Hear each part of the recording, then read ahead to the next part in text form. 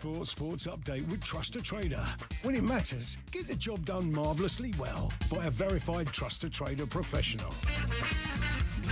talkSPORT. With your 4 o'clock headlines, I'm Tom Clayton. Good afternoon. Arsenal could cap off a mad week of Premier League football by taking an 8-point lead atop the table. Victory over Liverpool tonight means they take full advantage of City's blip against Brighton last night. Mikel Arteta's keen on a statement win. We are top of the table. We play at home against a really good opponent, and we want to maintain our position. And in order to do that, we're gonna have to be excellent throughout the game to deserve to win the game, and that's the point we have to prove.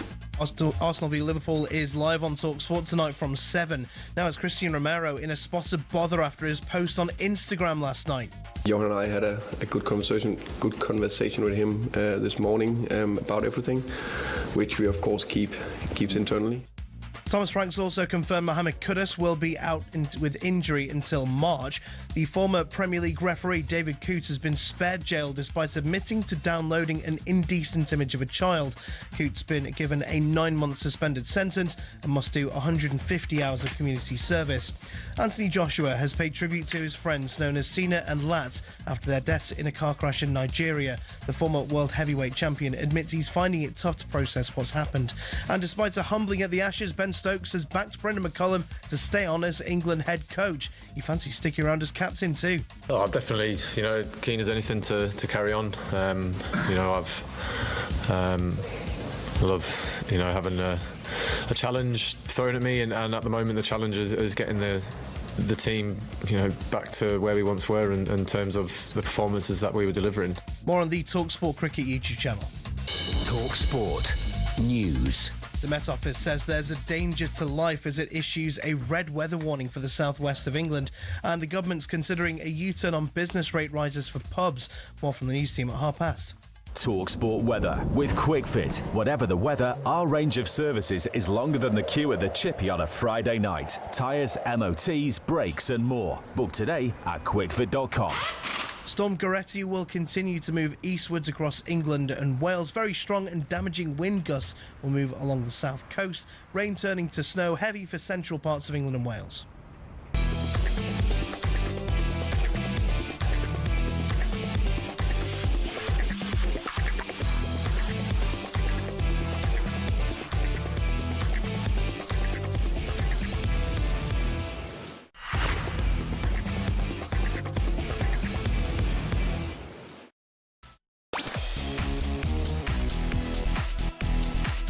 Hello, good afternoon. Welcome to Drive on talkSPORT. It's me, Andy Goldstein. Darren Bent has turned up for work again.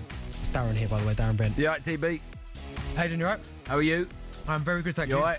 You well? I'm very good. Good to see you. But Jingo, we've got a show for you today. We do, actually.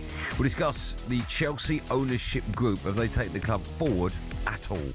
We'll also take a look at Spurs after their 8th defeat of the season. How good is their squad, if at all? And we'll be asking whether hair pulling deserves a red card. If it does, you can probably put Goldstein's golden paste in it. Oh. And of course, we're building up to our live commentary, exclusive as well, of Arsenal against Liverpool. Don't know who I want to win that. All that plus, we'll be joined in the studio, get this, by an absolute legend. Prince Naseem Hamed will be in the studio. That's great, that is. And Kevin Atto joins us as well for Drive Worldwide. This is Drive. This is talkSPORT. Be a part of our show, 03717 223344. Chelsea fans, you want to dial that number now because we're starting with your club, 03717 223344. Next introduction apparently brought to you by Goldstein's Golden Paste. Available at next.co.uk, Damon Barber. Oh, it's going on, man. Joe. Just saying. Every time we say award-winning. we should GQ award-winning. dump it. No, you don't have to. Award-winning. How are you? Talking of award-winning, you all right? Yeah, I must commend you. A round of applause for that. Have you got a little round of applause for that? Well done for Darren Bent. Why? Who, there was, how many games yesterday was there in the Premier League? 8. Yep. And you said the one you're going to watch was Palace Villa, the only one that had no goals in. Yeah. Well done. Brilliant prediction. Well done. Do you know what I will say, though? You know your football. No, do you know what? I'll be tuning in tomorrow. That's... do you know what I will say? Jack, have you got that round of applause button ready again? Oh, here we go. He's coming back now. Hey, listen. Come on, here we go. Jack, I want a round of applause. Darren Fletcher's first game in charge. Burnley. Oh, you know what I mean? Fletcher. Hey, no, Jack, is it here? Burnley. Thank you. Yeah, there you go. That was Arteta's first game in charge. Yeah, thank you. That was his first game in charge. Burnley beat. He lost. No, we wwon. Lost 1-0 away at Stoke. You didn't, well done. No, you didn't know that. Arteta. You didn't know that. Jack, press on. Burnley. Well done. You come in Stoke, mate. Yeah, the cheek on the group. Like, yeah, he's flying. Toot Burnley. Mate, whenever you talk about a player coming over from wherever, you go, yeah, he's a good player, but can he do it on what? On what? A cold Wednesday night at Turf Moor. So your boys can't. So that's probably the hardest place to go and get results. No, it's not. Well, why do we use that as an example? Honestly. Do you know what? We'll talk about Man United later on. I thought we played much better forward to back. We were unlucky. We hit the bar about 4 times. They scored an own goal and a worldie. What we'll say is... Well done, buddy. If that was Amarin, you'd come in here seething. Yeah, because, you would. Yes, because that's his like 150th game. Fletcher's first game. Brought the kids on as well. They look good. Well done, Dan Fletcher. Well done. You happy with that, yeah? Yeah. Press it, Jack. Press it. You happy with a point away at Burnley? More than happy. Oh, fair enough. That's how you... This is what you've made me do. I hope Liverpool smash it to pieces. And I don't like Liverpool. And look what you've turned me into. If you said that you're happy with that, then You've turned me into something I'm I happy don't want for to be. you. You're a disgrace, mate. You turned me... Jack, I hate myself. Jack, maybe one more? No. Yeah. Could I just a round of applause for Jack for getting that button right? Well done, Jack. Give yourself a round. Jack, if you have anything about you would have got that one wrong. That's the one you should have got wrong. It's too late now, Jack. There you go. Fine. Big show coming up. Liam Delap getting a goal as well. Go on, Liam. How many did he miss, by the way? Honestly, what's Nearly got booked as well. Petulant. Lovely finish, though. Oh, he can't miss from there, can you? He can do. He has done in the past. By the way, nothing against Delap. You've made me do this. I quite like Delap, but the fact that he's ex-Ipswich and we talk about Ipswich and Delap so much, you've turned me against him. Why, though? You should be happy for us. Why are you not happy? Well, you just slag me off for saying point of Burnley. Because you, Amarim, you would have, honestly, you'd have come in here today going, it's Burnley, we've got to go. Yes, because he's 15 months in. Darren Fletcher's been there 15 minutes. I thought we played well. Forward to back, looks stable. Cobby Manu coming on. Again, that's something you're not going to see under that idiot that's left the Cheshire Cat. I hope he's going for another walk today. He probably is, mate, counting his Wonga. Disgrace. 12 million pounds he's taken out, my club. I am angry. Prince Naseem Hamed will be in our studio in this hour. Yes. No, that's great. He's got a new movie out. Giant. It's not called that, is it? Yeah, it's called Giant. Is it called Giant? Okay. I know. He'll be coming in to tell us about that movie. Yeah. And Pierce Brosnan is Brendan Ingle in it. Yeah. So Bond. No, he's not Bond in it. That'd be weird, wouldn't it? If it was Prince Naseem with James Bond in it. I didn't realise how much I watched Pierce Brosnan films. Okay, go on. Name 5. Right. No Bonds included. Go. No, but I have to because that's part of my genre. So I have to say Bonds, right? Dante's Peak. Okay. What's that about? The volcano that's right. Yeah. Mrs. Doubtfire. Oh, yeah, okay. Is he the one with the apple?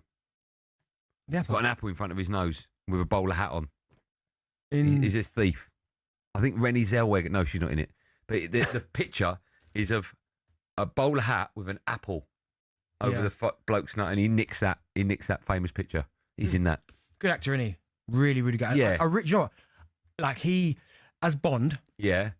Like at first I was, but yeah, he's some of his films. Some of them are ridiculous. Yeah. Like the one with the invisible car, rubbish. Yeah, that was terrible. But he's got some unbelievable ones. Round of applause, Pierce Brosnan. Can we do that today? Honestly, another round of applause. Yeah, I think that's today's theme. Good work, everyone. Oh, Jack, I've just sunk a 9-foot putt. Do you want to? No, fine. No point. I love that, Jack. Right, let's start the show. We're going to start with Chelsea. They dropped to 8th in the league after losing away at Fulham last night. So have the owners completely and utterly ruined the club. Well, there's a late goal at Craven Cottage. Is a late winner. Fulham 2, Chelsea 1. That man, Harry Wilson. It's another game that Chelsea haven't won now, and they really are on a poor run. Improve your discipline, because it's been a disgrace, their discipline. It's been a disgrace. Another red card. I think Eghbali is one of the most capable individuals that I've ever come across, both commercially and in his vision for Chelsea, and his understanding of what's required of owning a massive football club. Yeah, we don't. Chelsea's dreadful run of form continued last night. They were smashed 2-1 away at Fulham. It leaves them 8th in the table now, just 2 wins from their last 11 games in all comps. Those came against Cardiff and Everton.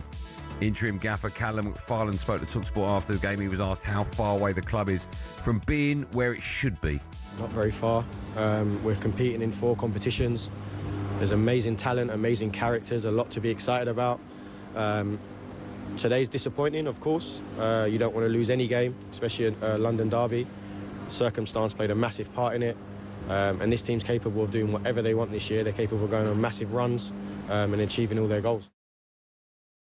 Chelsea fans, you can have your say 03717223344. Chelsea's an interesting project. I don't really know what the model is meant to be at Chelsea. If it's buy young, it's buy young, sell. Okay, well, buy young and not cheap, but cheaper, and then sell for big profit. And be successful. Yeah. See, all of a sudden now, I'm looking at that Chelsea's model for me for a long period of time, certainly under Roman Abramovich, was very clear. I hire a manager, you either win the big uns or you get the sack. Or you win the big uns and you get the sack. But either way, this club will continue to win trophies and be successful now. Okay, you're not good enough, we'll go and get the next best manager in the world. He's not good enough, we'll go and get... Do you know what I mean? They will shop at like the top Harrods and Selfridges. That's where they're shopping. All of a sudden, with this new ownership, they're so far away from that. When you look at the players they're signing, they're not going in top level. I mean, listen, there's been a couple examples, like not even a couple. I gave one example, Caicedo, who they had to spend top dollar on 100 million, who has lived up to expectations because he is wow. Like if he hasn't got a sell on. No, but I mean, he's still young, so he has. Someone will still pay over 100 million for him. Well, I don't think they'll pay much more than 100. No, but they could easily recoup that 100 million back, and people wouldn't even. But that's not the plan. The plan is to buy him for 20 and sell him for 100. I get. And there's no player that they've got like that. No, but I do think in that scenario, when you pay 100 million, they see him as the future. So maybe he wasn't one that they bought young to then sell on. I think he was one for now and for the next 10 years. When you spend 100 million, do you know what I mean? When I say that, I do find myself talking about how bad owners are at football clubs. We talked about it in West Ham. Their owners are dreadful. My owners, the Glazers and Ratcliffe, awful. Spurs owners in the past and currently, awful. I think the same for Chelsea, the Chelsea ownership group. When you look at where they were when Todd Bowley and Eghbali came in, they just won the Champions League. Yeah. Since then, of the 4 big trophies that they go after, FA Cup, League Cup, Champions League and Premier League, they haven't won anything. They sacked the manager that won the Champions League. They brought in Thomas Tuchel. Sorry, he went. Potter, Lampard a couple of times, Pochettino, Maresca, and now Liam Rossini. They've got no shirt sponsor. I don't know what their model is. It's certainly not working. I think now I look at Chelsea and they are as far away from being the dominant Chelsea that I remember not too long ago than they've ever been. And yeah. I think I personally, and Chelsea fans come out, I think the owners, since they've come in, have killed that club. I think they've done there's not one positive thing they have done for Chelsea Football Club to make them better than they were when they bought it from Abramovich. Bought it from the government who bought it off Abramovich. You know what I mean? It's I mean, Esteval would be one because I think they got him relatively cheap, and he's going to go for big money, isn't he? So that model will work. But I just look at Chelsea and think, even with the signings they've made, like they've signed good players, but and this is the weird thing about Chelsea though, and they'll always have to. Well, I don't know always, but even when they are, as you said, they're a little bit of a mess right now. Still in the last couple of seasons, they've still won 2 trophies. Right now, but they're 2 irrelevant trophies to Chelsea. Still, stockpiling trophies. They still win trophies, right? Since the owners have come in and they won the Champions League, they haven't won any of the 4. No, and that's important. Okay, but the biggest trophy they have won is, of course, the Club World Cup. Now, people can say what they want about it. There were some big hitters in there. I know there should have been other big hitters in there. Liverpool weren't there for a prime example, but it's what they did in the final by beating PSG, who wanted to win that trophy. That gave you a glimpse, I thought, of what Chelsea, when they get it all right, 1-11, that's what they can be, because they were dominant. But there's too much. I don't think you can use that as a model at all. Too much inconsistency. They're not shopping at where they should be in terms of the players they should be bringing in. I mean, again, there's no disrespect.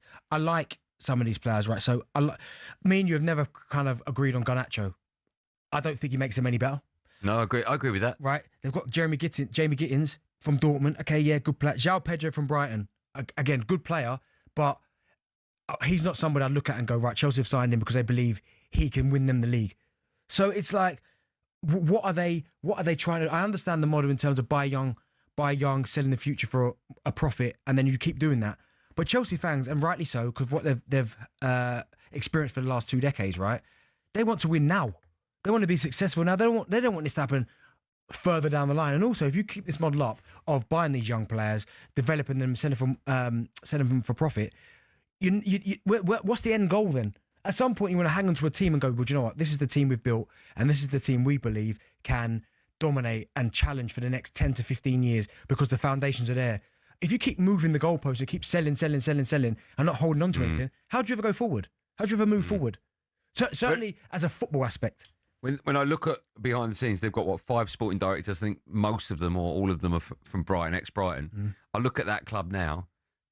they're turning into Brighton. No disrespect to Brighton, but Brighton are a selling club. They get them young. They sell them for a lot of money. But Brighton is good for their level. Yeah, but Brighton don't win major trophies, so it's a totally different scenario. Exactly. You've got players now on 8-year deals, so if it's not working out, they're not going to get their money back.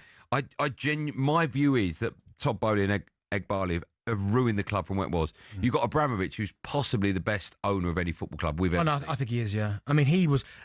And it was always clear, the manager, and sometimes you'd question it, right, and go, how has he sacked him? But it was, listen, you come in, how much money do you want? Here's the money. This is what I expect. Yeah. So it's black and white. I want the Premier League and another trophy. If you can't deliver that, then you're out. Or even if you just win one of those, the Premier League, next season, it's not a free pass. We go again. We're taking your calls. It's a simple question. Have the Chelsea owners destroyed the club? I say yes. I think Betty agrees with me. But do you? 03717 223344. Busy show. We've got Prince Naseem Hamed join us in the studio in 15 minutes' time. So between then and now, we'll take your calls. Chelsea fans, pick up the phone. You'll be next. 03717 223344.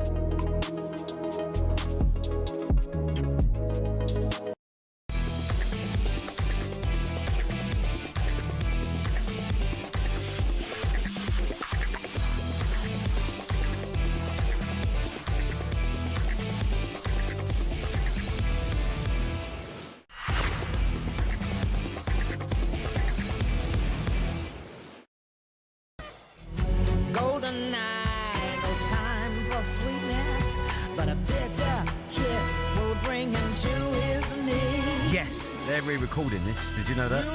Did they read what? They're re-recording this. Goldeneye.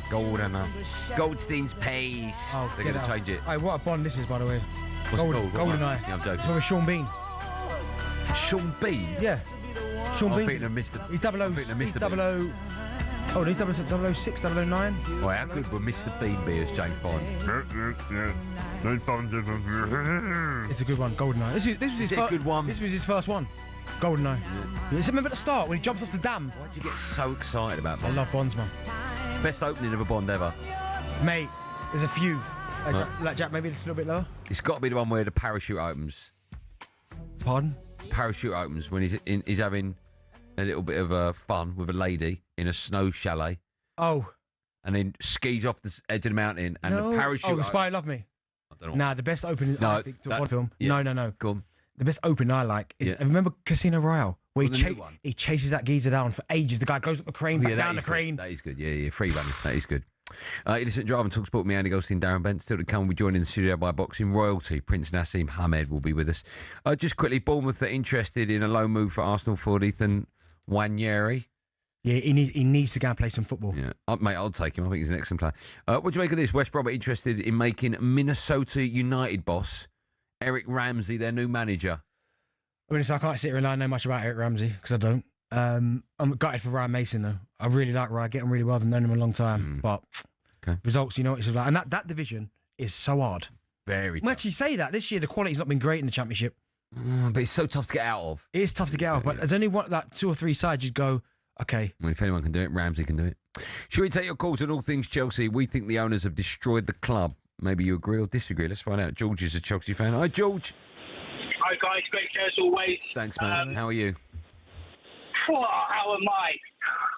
I'm just, I've got a lot to say here, but I've only got a little bit of time. But, yeah, Chelsea Football Club, the people like me that's a Chelsea fan, it's everything.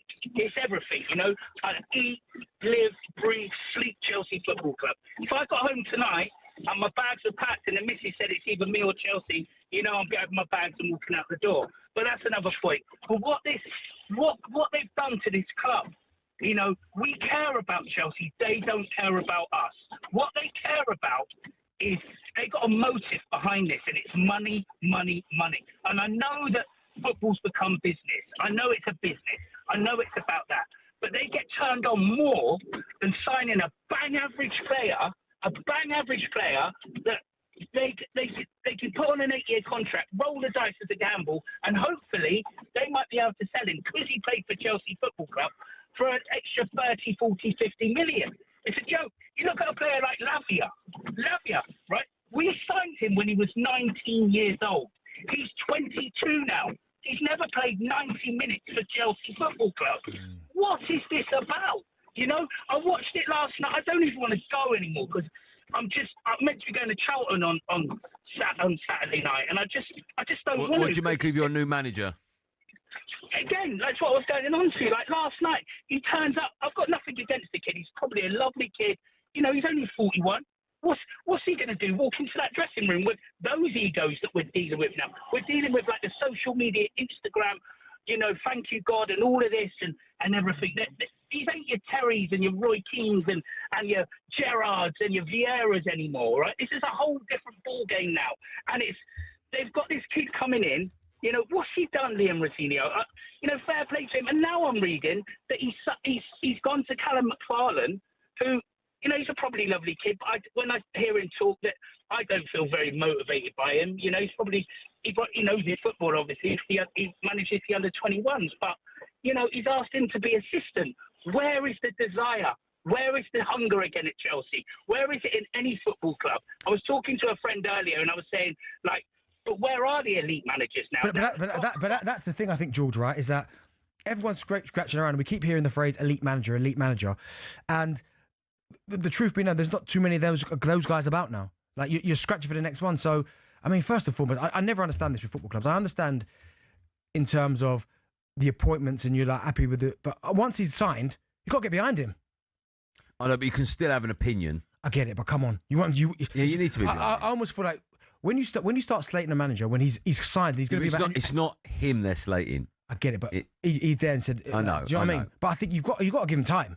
You have got to give him time, but as a football fan, you want your club to motivate you, and that signing isn't going to motivate the fans. There's no fan in the world, no disrespect, but are going to go, we've only got him. Yeah, but they would have said... You want the manager that everyone wants. Yeah, but there's none about. Or the ones that are about, you're not getting them. Like Chelsea are not getting Pep. No, I know, but there's still a list of managers where you go... Okay, and they've had most of them. I know, but okay. But the obvious three, Conte, Ancelotti, and Jose, I know, they've had them all. I know, but if I were to say, name the next manager off the cab rank, you ain't naming him. He's in there. He's not, Ben. He's not. Of course he's not in the queue. No, but he's still in the nightclub having a drink, mate. He's not even out there. No, you've still got... He's not. No, you haven't. You've got Arteta, Xabi Alonso. I understand what you're saying. But at some point, you have to let it go that we need an elite manager. Because there's none about, but they're so far and few between. Okay. Still to come. Talking of elite, we'll be joined in the studio next by boxing royalty. Prince Naseem Hamed will be joining me and Benty to talk about his new film that's out. First, it's time for No Googling. And after Chelsea's disciplinary issues continued last night, we want to know who's the first ever player to be sent off 3 times in the same Premier League season. Great question. Who's the first ever player to be sent off 3 times in the same Premier League season? The answer to that and Prince Naseem Hamed for the next 30 minutes in our studio. Don't miss it. It's coming up after this.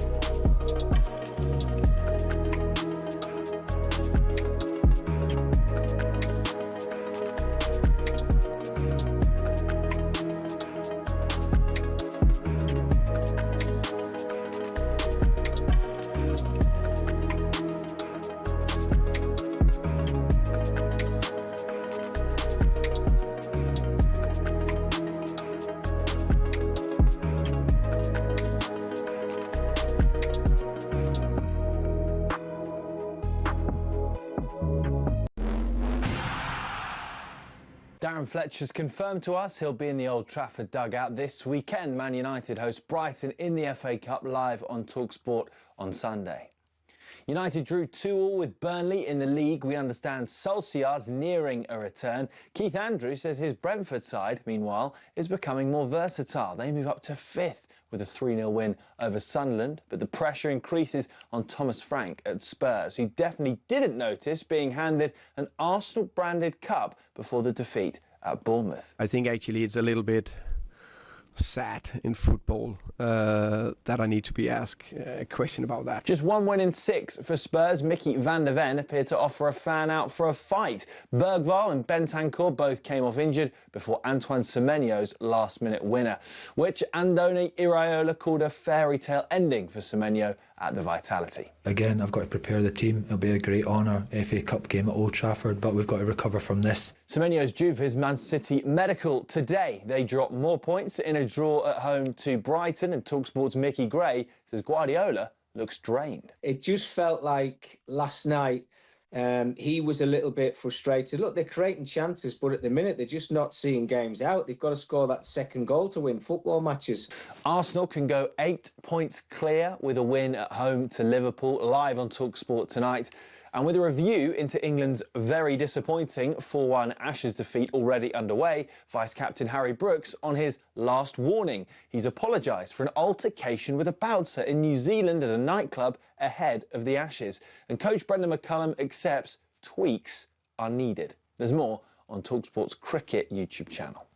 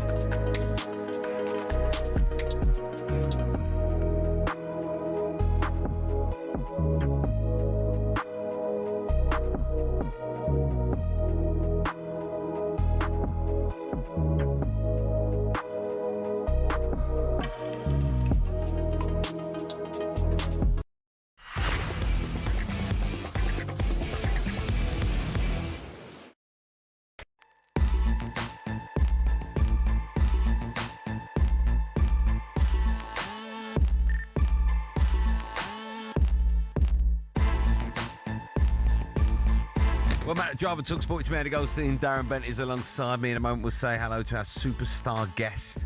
But first, the answer to the no Googling question: who's the first ever player to be sent off 3 times in the same Premier League season? It was, no surprise, Vinnie Jones for Wimbledon in 95-96. Still to come, we'll be discussing Tottenham Hotspur being in turmoil. But now, tomorrow sees the release of a brand new film, Giant. It shares the story of boxer Prince Naseem Hamed's rise to fame during the 1990s and his relationship with his trainer, Brendan Ingle. And I'm delighted to say we are joined in the studio by the man himself, boxing royalty. Prince Naseem Hamed joins us. Nas, how are you? Yeah. It's lovely to see you. Oh, good. Are you all right? You well? Yeah, nice to see you too. Well, you've been in our studio. The last time you were here, it wasn't as glorious as it is now. We've had it changed. Have you been in before? Have you been in since, or is this the first time? No, I've not been in since. Oh. So yeah, you're right. Do you like it? It's better, yeah. Thank you. Nice. It's crisp. It's crisp. It's not bad what you can do for 40 quid, is it? 40 quid's good job. Yeah. Yeah, I like it. Naz, listen, thank you so much for coming in. We've got so much to talk to you about. Anytime. But let's talk about your new movie, Giant. It's out tomorrow. So it's not my movie, you know that. It's about you. So, no, it's not just about me. It's and about your relationship with Brendan Ingle. That's correct. Yes. That's correct. You have to get it. We have to get it right. Okay, but I mean, you're the star of it, right? No, I think you are. So Pierce Brosnan's a star in it. I know, he's the biggest star. That's James Bond right there. James Bond, my trainer. Yeah. Isn't that amazing? How good's that? The name's Ingle. Brendan. I love that. I love that. No, he played such an amazing role as Brendan because he got everything literally perfect. I loved watching him and thinking, oh my God, How weird is that? He sounds like Brendan, his mannerisms, his expressions, and I'm thinking he does it too well, too good. So he presumably would have spoken to lots of people about how to portray him, right? Well, he had his own sons that went through a lot with him and spent a lot of time with him. Yeah. And spoke to him about a lot of stories. Me personally, I'm not involved in this movie. At all? I've come in at the last minute. All right. And that's mainly because of advertising and marketing purposes. And I've let this, I mean, I didn't even know when it was going to be done, but I found out after it was finished. So what could I do? I mean, you've got no input. They didn't ask for your permission.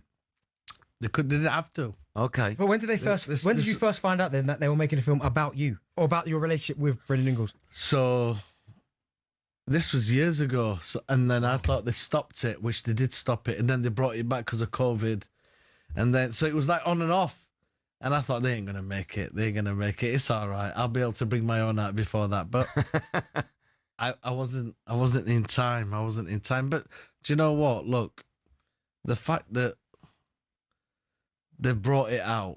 You know, you wake up and somebody tells you they're making a film about you. It ain't that bad, is it? There are worse days, right? They're the worst days. So So I just thought, look, better to back it, support it, and let everybody watch it, because that's going to be the springboard of hopefully using it. Because I'm gonna do my stuff. Then I'm gonna bring out a great documentary series with Mark Wahlberg, like we told you before. Yeah. Let's just stay with this film. We'll talk about that in a moment. But I understand that the exec producer is Sylvester Stallone. So I think that's by name. Oh, he's just attached his name to it, but he had nothing to do with it. I don't think so. All right. I've just been told in my that he definitely is connected to it. Well, I tell you, he definitely is not. Oh, no, you know what? Why don't we play it out as me and you would never know that answer? Okay. I mean, I've got it written down here. And that's the truth. It doesn't matter where you got it written down. Oh, right, okay. What's true and what's wrote down is two different stuff. But I'd be happy if a name like that was attached to my film. And in your eyes, he is. Yeah. He's there as the exec producer. But is he really? Okay. Well, I was going to say...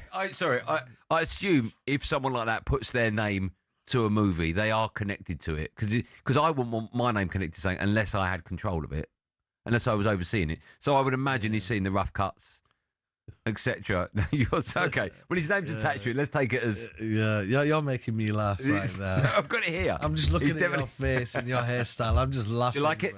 He's laughing, so I don't know if that's a good thing. No, he's laughing at how amazing it is, right? Yeah, whichever way you want to. Thanks, Naz. I've got to carry on. I've got to ask you, Naz, then, because you said that obviously you didn't know about it until much Until it was later, finished. right? That's when I knew it was done. So no one came to you in terms, because there's going to be obviously stories that only you and Brendan knows, or little, like, you know, what I mean, interactions between the two. How have they got all that detail if you only knew afterwards? Okay, so listen, that's a good question. But are the details really true and right? It's funny because a lot of it is just dramatized. It's made up, and it's a movie, man. It says, but then you say, but it's a movie about your life. It doesn't have to be like all true and ever. But for me, when I bring mine out, of course, it's going to be 100% true to exactly how it happened. Well, let me ask you then, because the movie focuses on your relationship with Brendan, right? In your world, in your eyes, looking back to what it actually was, just explain a bit about your relationship with Brendan back in the day. So first of all, you have to mention the first thing, and that is, from 7 years of age, I was in that gym, and I was taught to do the most important thing, which is the fundamentals of the groundwork. And that was such a huge part in that gym. If you're not good with your footwork, or if you're not going to do your footwork, forget about it, leave. I had to do my footwork and concentrate on that for years before I could do anything else. So, and that steered me into the best thing that could ever happen, because feet and footwork and avoiding punches and movement is one of the most important things in boxing. People don't understand that. It's avoiding punches and being there with pinpoint accuracy once somebody's missed, within fractions, making a miss by fractions and then executing and taking them out. It's really important, and that's what causes it, that movement and that head movement, and that it's, that moving target. It's hard to hit a moving target. So all of them fundamentals was laid down and set by Brendan from the very beginning. We could never, ever dream of taking anything away from him. That was one of the most important things. And then you can move on.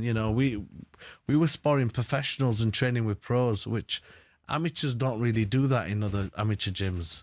It's just for the amateurs. But we was privileged to be training with professionals. But I got better and better and better, like in a fast way. So by from 7 to 11, them 4 years was crucial, because by the time them guys got to the age of 11, where you can have your first fight, they was way behind me. I'd already been boxing for 4 years. That's why I wiped the floor with everybody in the UK. Immediately, I was British champion, national schoolboy champion at the age of 11, and then 12, and then winning national titles. So we had an amazing relationship.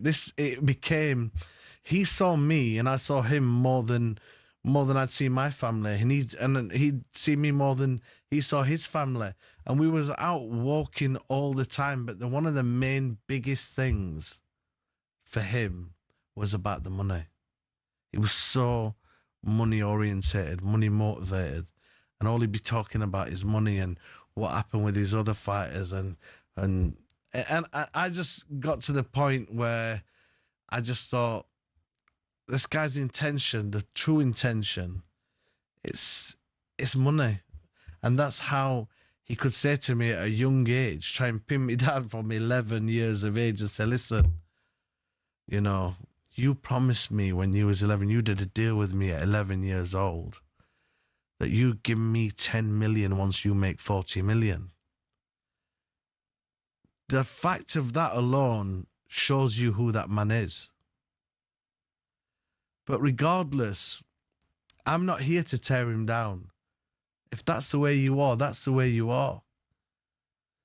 We still had an amazing relationship.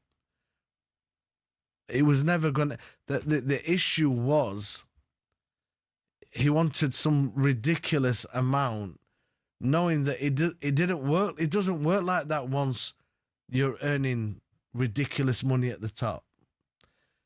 The time when the whole thing was falling apart, he was the highest paid trainer in the world.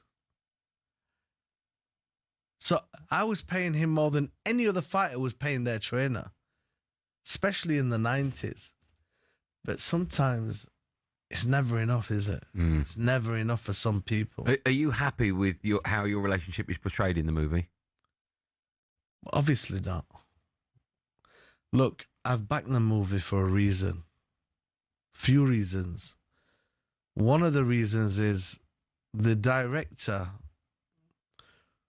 Roman's a really nice guy, and he's always wanted to make a movie about me, but had nothing involvement in my eyes. The way that they was able to make this movie was because I heard they bought rights of books. And when you buy a right of a book, even though it's an official book, because I've never done an official book, if you've got the rights to a book and you own it, then you can do a movie about that book. Yeah. Nobody can stop you. But the weird thing is, when I asked him, so did you get all your information out of the books that you bought the rights of? He said to me, oh no. There's actually just, it's nothing to do with it. We just got the rights to them books to be able to make the movie, but there's nothing out of them books within the movie. So the most of the scenes that I'm watching, it was hard for me to watch. I'm not going to say the whole thing was completely not true. No, it's a good watch. It's like you can see this young kid going into the gym for the first time and stepping up. And I just think the fans who love boxing and who watch me are going to find it really interesting. But one thing that I do love about it, that the director that I congratulated him on, was the closing scene, the last part. Don't ruin it.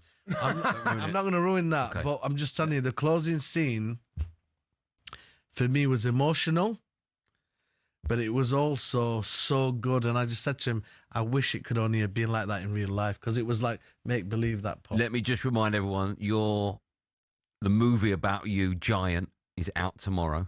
Go watch it. We've got you for the next 15 minutes till 5. So we'll talk boxing when we come back. All Okay? right, cool. The legend is Prince Naseem Hamed with us live in the studio on Drive on talkSPORT.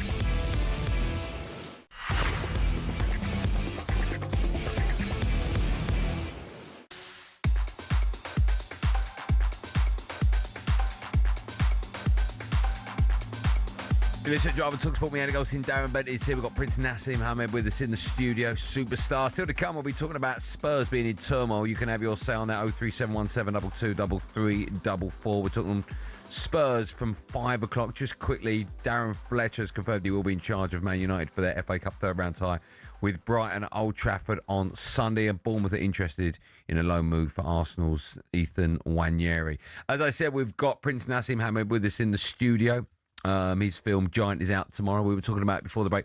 I know you just want to round things off, Naz, about the movie. Anything else you want to add to our chat? What do you want to say? Yeah, for me personally, I just think, look, this movie people are really going to want to watch in my eyes. And I only hope that they go out there and enjoy the movie, regardless of anything that's within it.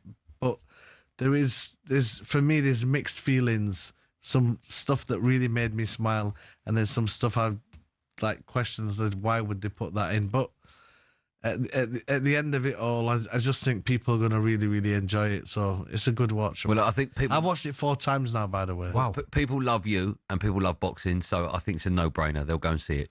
Giant is out tomorrow. Go watch it. Let's talk boxing, right? Let's talk boxing. I've always wanted to know, so with footballers, they always tell me there's no better feeling in the world than scoring a goal. There's not. Is there a better feeling in the world than knocking someone out? That's just a feeling on its own. I mean, we was just talking about golf, right? I mean, hitting a ball in golf where I'm just smashing it, goes straight down the fairway and it lands in a perfect spot. That's an amazing feeling. I really like hitting a golf ball. But you cannot compare it at all to having a punch that's set up and like a combination for months on end, and then delivering and knocking somebody out cold. That feeling of, I don't know, I can't even put it into words. It's that good. You retired quite young, right? 28? 28, yeah. I'm guessing at the time it was the right decision. Have you ever looked back and thought it was the wrong decision too early? It was never the wrong decision. I mean, if anything, the main thing is I did what I did in the sport to let it stand upon itself, to show that legacy was done, set in stone, and 5 world title belts and everything else. What more do you want? You know, but once it gets to a stage and your hands are just broken and you can't do anything, then it's best just to call it a day and just enjoy what you've done. Look back on what you've done and just be thankful to God that you was able to do that. And you had that time. I had 10 years as a professional. I had 11 years as a kid, as an amateur. 21 years is a good amount of time to be boxing and set a legacy and the impact in the sport. It was beautiful, man. Come on. Naz, why is it then a lot of boxers, again, keep going? Because keep going back. Just keep that. They go, I'm done now. That's me finished. And then a couple of months later, they come back again, or a couple of years later. Why is that? Because you've stepped away from the sport and you've never gone back. Tyson Fury, a prime example. Right? Yeah. Just come back. So 2 things.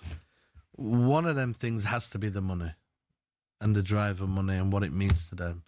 And obviously the greed and whatever. But the other thing is people do miss that buzz and that feeling of, bringing yourself to a pinnacle point where you can do some serious damage and get paid serious money for it, and you're in front of the whole world doing what you do best. And there's not much that compares with that feeling.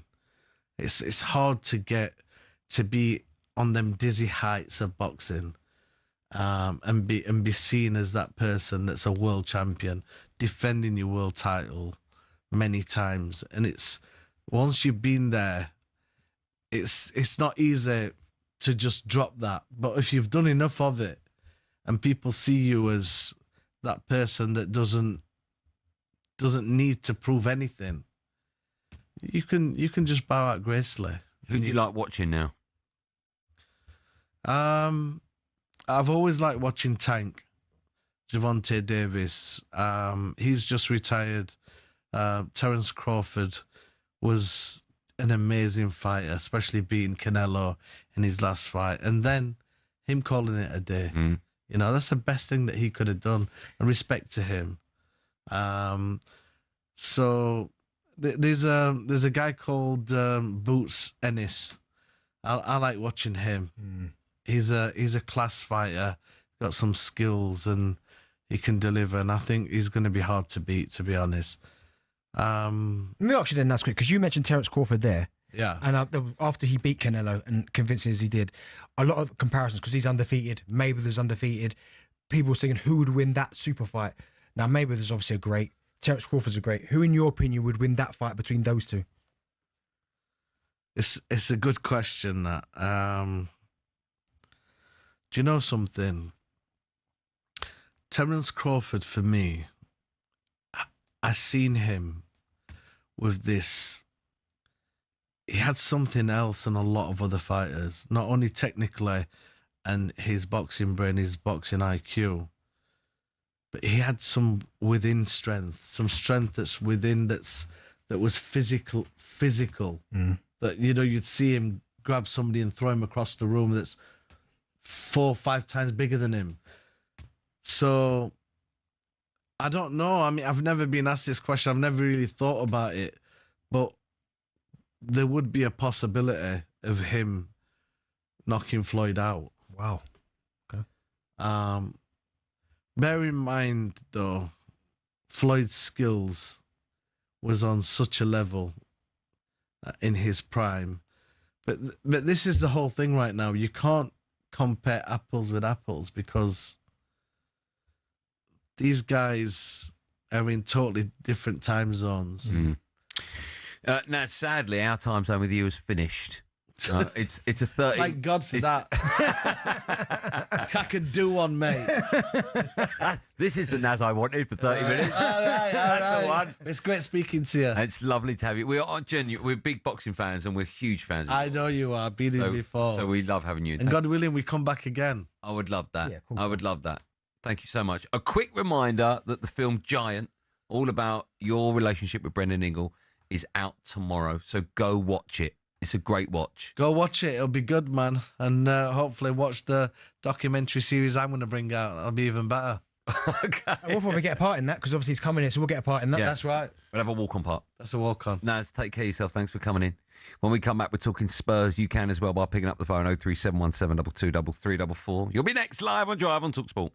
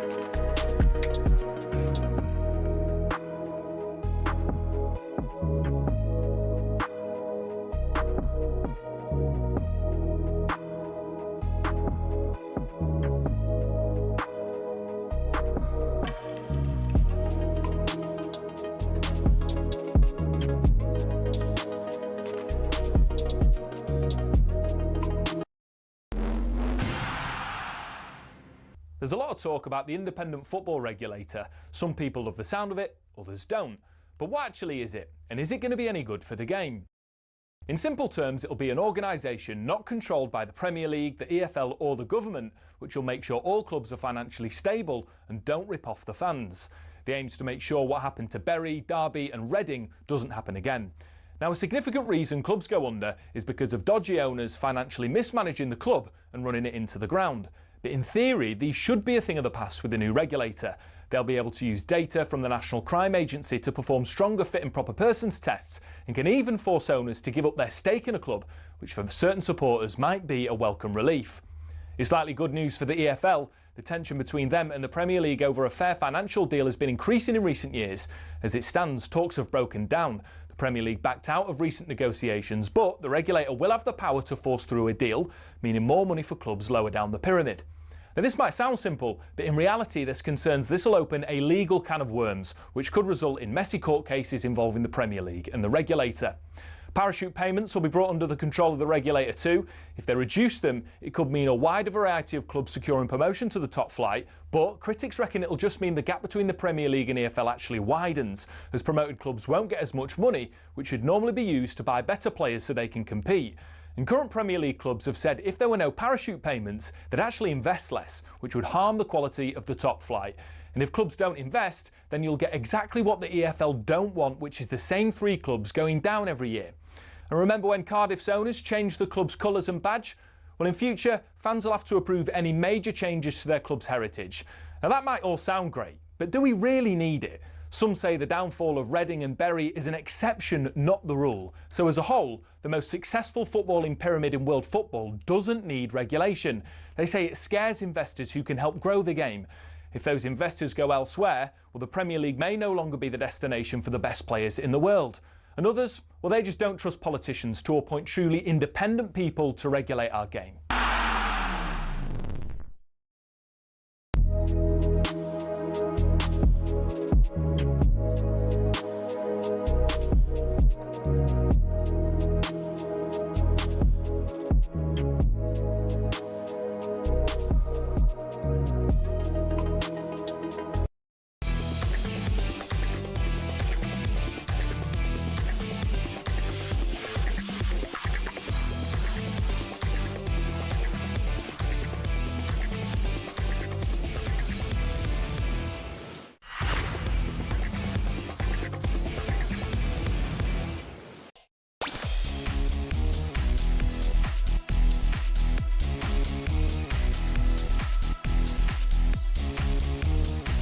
Welcome back to our number 2 Drive and Talk Sport. Me, Andy Goldstein Darren Bent here.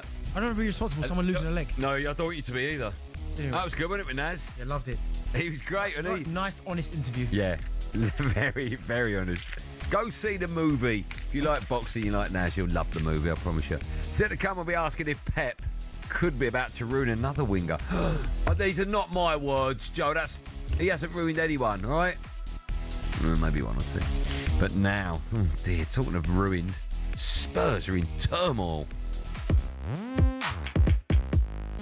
Bournemouth 3, Tottenham 2, a fairy tale farewell for Antoine Semenyo with the winner in the 5th minute of stoppage time to pile more pressure on Thomas Frank. The disconnect between the fans and the players is awful. Spurs have gone and got Thomas Frank right from Brentford. Look at Brentford, 5th in the league, 33 points. They've lost more games than they've won in the Premier League under Thomas Frank. It's clear for us Frank's got to go, but there's a break in the relationship now. Yeah, Tottenham, they're 14th in the league after losing 3-2 at Bournemouth last night. It means Thomas Frank has now lost 8 league games since taking over at Spurs, compared to 7 wins. The fans' frustrations were clear.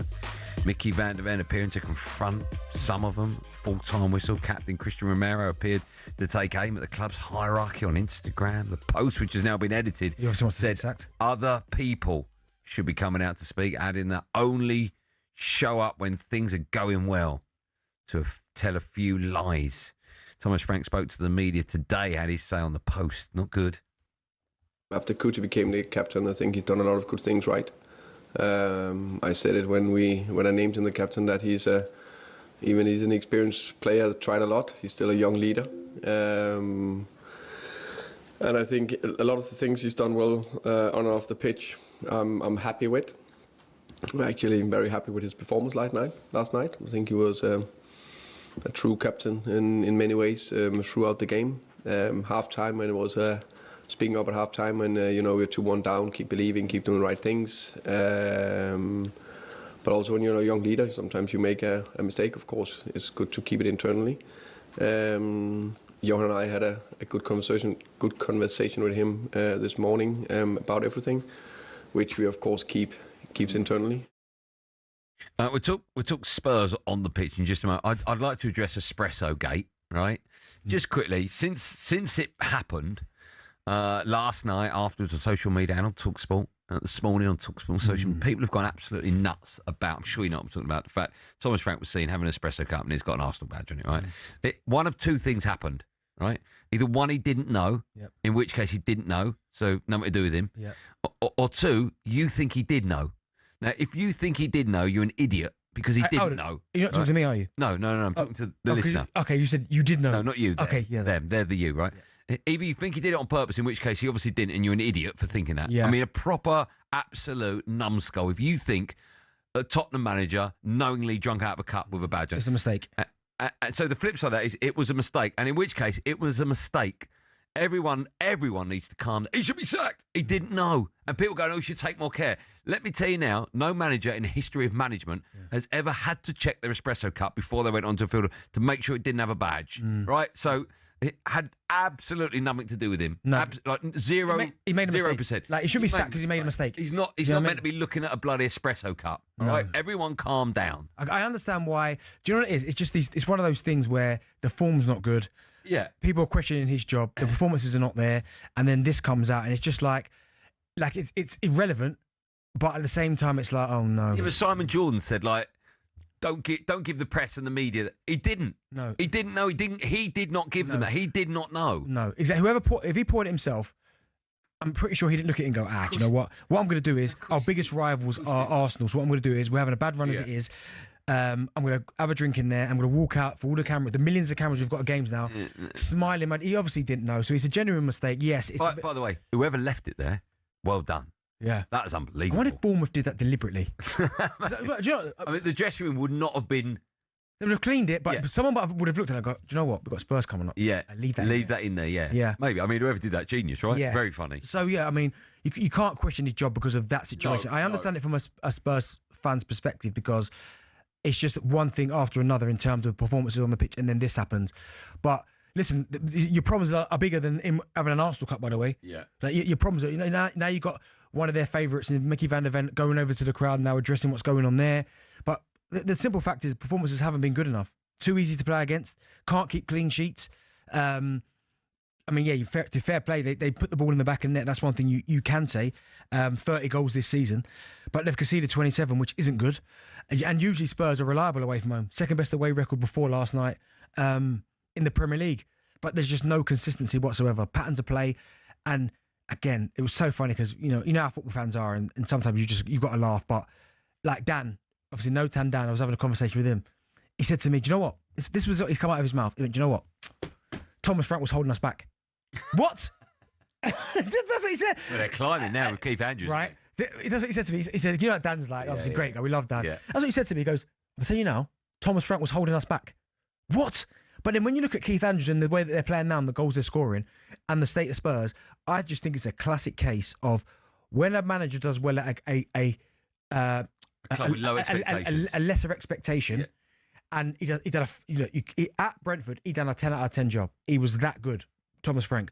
When you go to a club like Spurs, who expect Champions League football, that have been a big club for such a long time, and they expect results, and certainly for the performances to be better than they were last season, when you're currently 14th in the Premier League right now, I can understand why they are so angry. Three of their key players have been missing for a long, long time: Kulusevski, Solanke, and James Maddison. When you look at the squad that they've got, how good or how bad is that squad? Do any of their players get into, let's say, the top six sides?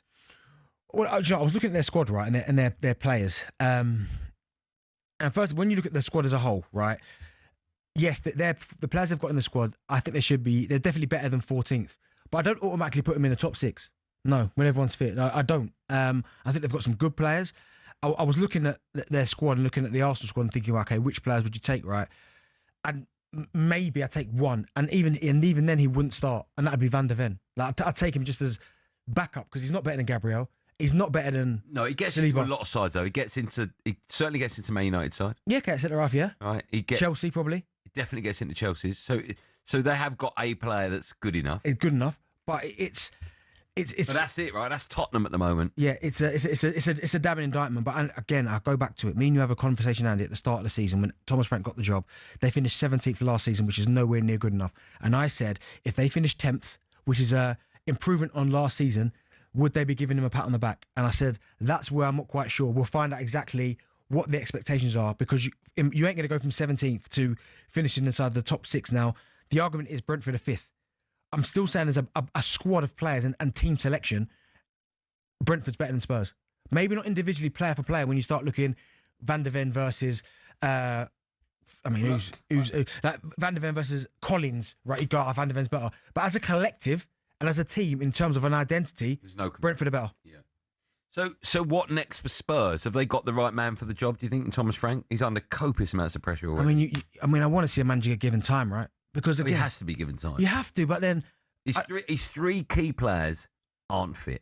Well, Maddison, Solanke, and Kulusevski. And that's a third of the team, effectively, right? That's a lot. It is a lot. But then these guys were there last season. That finished 17th.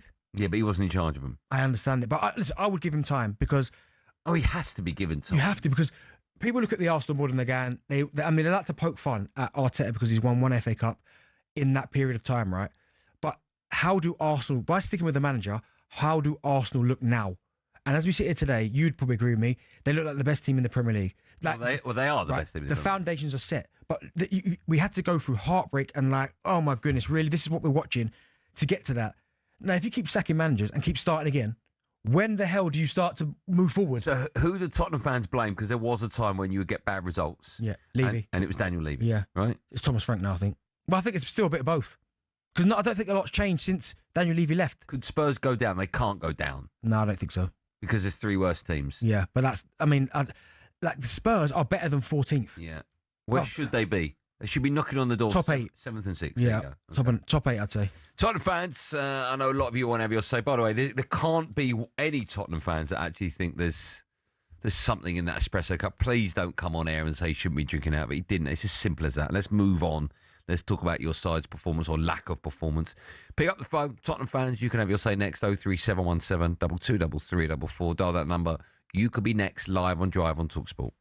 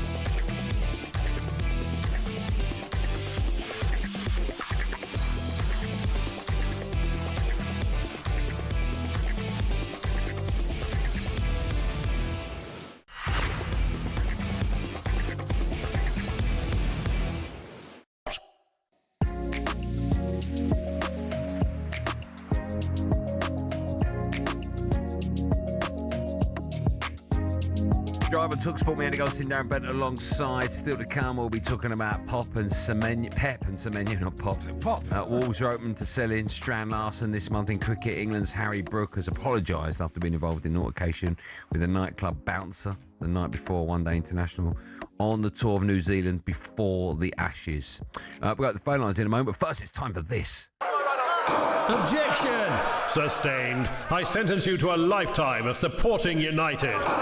Football Court is now in session with Judge Paddy on talkSPORT with Paddy Power. Time now for Order in the Court to welcome Alex Fitzgibbon from our friends at Paddy Power for this week's Judge Paddy. Alex, hello. Hey lads, how are we keeping? Good. Are you all right? You well today? Yeah, not too bad. Geez, Benty, Sky Sports must have been stuck on Monday night, were they?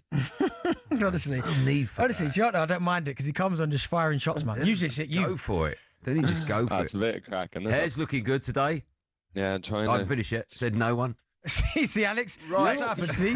That's what happened. You come on, that's what. I'll tell you what, you kick the dog, you kick the master, right? No disrespect, See, what's Benny. the story there? You defending him? You wouldn't I defend love him. Benny. Normally. It's like Dempsey and Makepeace, right? You go for him, you go for me, all right? You take one, you take us all. Right, listen, we've got you on because you're here to rule on a topic that Benny and I are going to debate. What are we talking about this week? Your honour. Yeah, so this week we're going with will Man United finish in the Champions League spots? Okay, Bentley and I have got 45 seconds each to make our cases, present our evidence. Alex, you're going to judge us on our knowledge, stats, stuff we make up, delivery, and anything else we think is relevant or you think is relevant. Who would you like to go first? We'll let Benty go first. Okay, Bentley, your 45 seconds on whether or not you think Man United will get Champions League football begins now. Court is now in session, and it's already wildly unprofessional.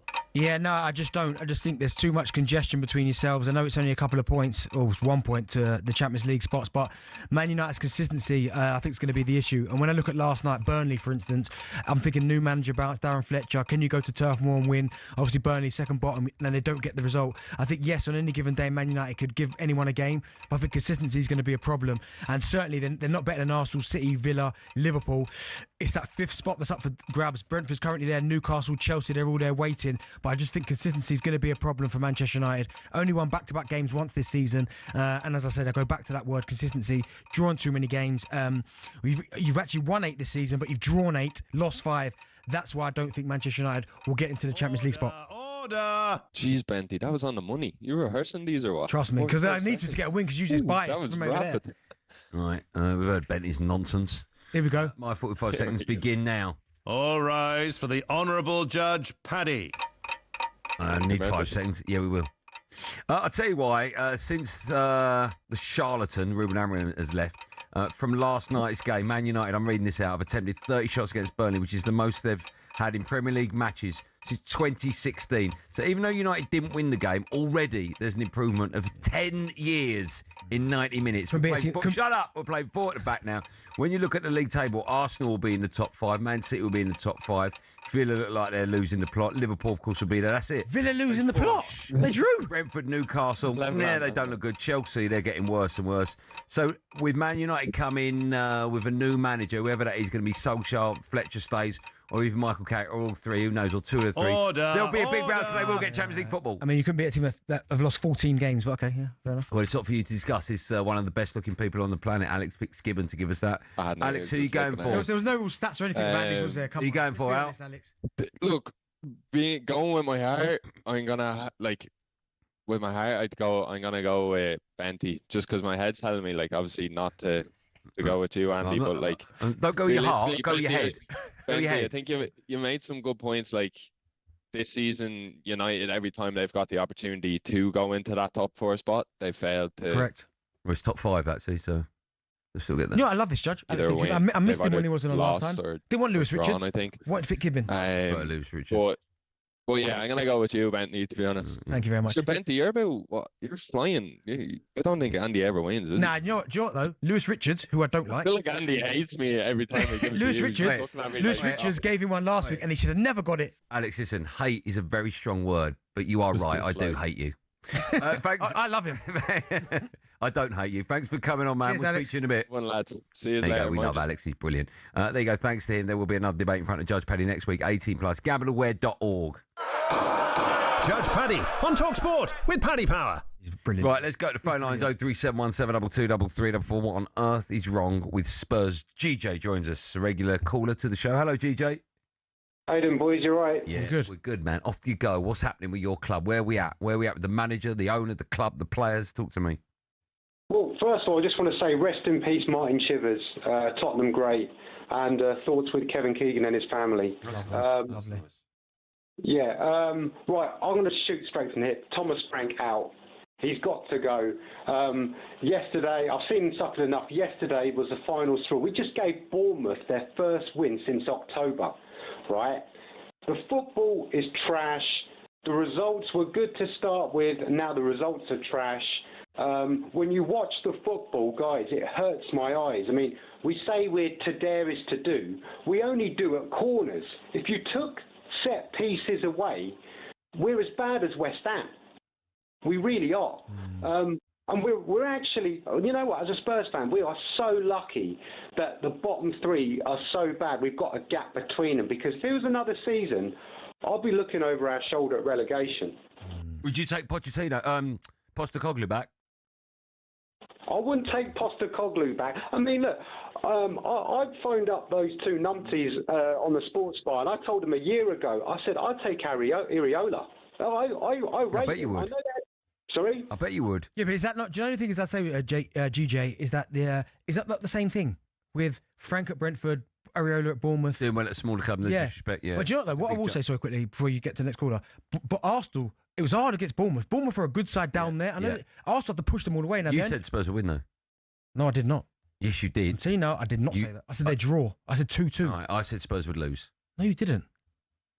You just Mate, throw out. No, I'm not. I've got all of them right so far. Yeah, of course you Lee's you said Man United win 4-1 last night. I've That work wrong. out. Got that wrong. Hello, Lee. Hello, lads. How are you? Yeah, I love listening to you two on the way home from work. Thanks, you mate. crack me up. Thanks, man. He's a nice guy, Lee. Who's your favourite out of me and Bentley? It's definitely going to be you. I can't decide. Well, you're going to have to. If you're going to adopt one of us, who do you want to adopt? Who do you want as your son? I would want someone that makes me laugh all the time, and that would be you, Andy. Right, thanks, Dad. I want to go with him anyway. Go on then, Lee. What do you want to say? Lads, first point I want to make is that our assistant coach is a massive Arsenal fan. He never celebrates. Say something else there. Right. Yeah, Justin Cochrane. Right. Justin Cochrane. Yeah, he is a massive, like you, Bentley, he's a massive Arsenal fan, and he never celebrates when we score. You can look at all the time we have scored. Oh, come on. I mean, you're literally clutching. I mean, I was an Arsenal fan and I celebrated when I scored. Yeah, come on. I know, but would you mind that at your club then, at Arsenal? Yeah, but look at Brian You got Kidd. Gabriel Hines. I used to hate him when he was at United. Brian Kidd, he was at Man United for years, right? He was assistant at Man City. I don't think that really comes into it. Okay, well, I hate it. I can't stand it. But that's one thing. And also, us Spurs fans, we've suffered enough. We have really suffered. I think more than any supporting team, supporters in the Prem, right? We've had enough. And I don't think Thomas Frank is good enough for us. But what the hell is going on with our board? Our players are all average. All a bunch of average players, all of them, apart from one or two. They are all bang average players, yeah? Can we agree on that? I mean, listen, some of them, but I think some are better than they're just performing. Full of them, average players, yeah? We haven't got a goal scorer, yeah? We haven't got no balance. Can I ask, what is happening with Solanke? Where is he? What is it with Tottenham, yeah, with us? When someone gets injured, they're out for like a year. It's ridiculous. Bizarre. It is bizarre, and people get injured all the time. I've never known it. It's always injured, and that's ridiculous. But our board, our behind the scenes board, they ain't got a clue what they're doing. They deserve relegation. Us fans don't. Us fans, we deserve so much better. They've got no respect for us. They deserve relegation. They are absolute joke. Who is hiring these managers? The scout. We had a really good scout once, right? A really good point. We had an amazing scout, and he found Hazard, he found De Bruyne, and he said to Levy, these are amazing. Because Levy wouldn't pay the extra 20 grand or whatever it was a week, we lost them. Look what they went on to do. Do you know what I will say though, Lee, is that, I mean, this has made some good points, but I remember when Spurs played in the Super Cup and Thomas Frank was in charge and everyone was waxing lyrical about the performance. Free at the back and you changed it. Everyone's like, oh, I liked it. Do you know what I mean? But it's a tough league, the Premier League, it will get you. Yeah, I still think he'll come good. I think so. You've got to give him time. Yeah. Still to come, we asking if tonight's game, what a show this is, against Liverpool, is a free hit for Arsenal. No, it ain't no free hit. By the way, that game is live on talkSPORT tonight, live and exclusive. I don't know what all the other stations are, if there are, but we've got everything. I mean, literally, the only place you can listen to live football is here. Fantastic. First, it's time for a bit of no Googling. Last night, James Milner became the 5th outfield player to appear in the Premier League after turning 40. Teddy Sheringham and Giggsy are 2 of them. Can you name the other 2? Definitely know one of them, sir. Yeah, I think you definitely know one of them. The other one, I don't think you do. It's a great question. Milner's 1, Sheringham's 2, Giggsy's 3. Name the other 2. The answer to that more is coming up live on Drive talkSPORT in seconds. Stay where you are.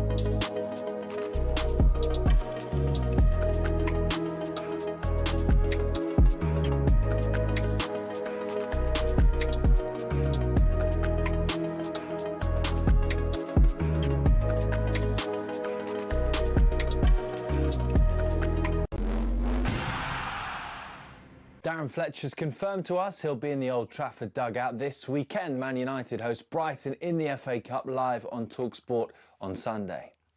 United drew 2-2 with Burnley in the league. We understand Solskjaer's nearing a return. Keith Andrews says his Brentford side, meanwhile, is becoming more versatile. They move up to 5th with a 3-0 win over Sunderland, but the pressure increases on Thomas Frank at Spurs, who definitely didn't notice being handed an Arsenal-branded cup before the defeat at Bournemouth. I think actually it's a little bit sad in football that I need to be asked a question about that. Just one win in 6 for Spurs. Mickey van der Ven appeared to offer a fan out for a fight. Bergvall and Bentancur both came off injured before Antoine Semenyo's last-minute winner, which Andoni Iraola called a fairy tale ending for Semenyo at the Vitality. Again, I've got to prepare the team. It'll be a great honour, FA Cup game at Old Trafford, but we've got to recover from this. Semenyo's due for his Man City medical today. They dropped more points in a draw at home to Brighton, and talkSPORT's Mickey Gray says Guardiola looks drained. It just felt like last night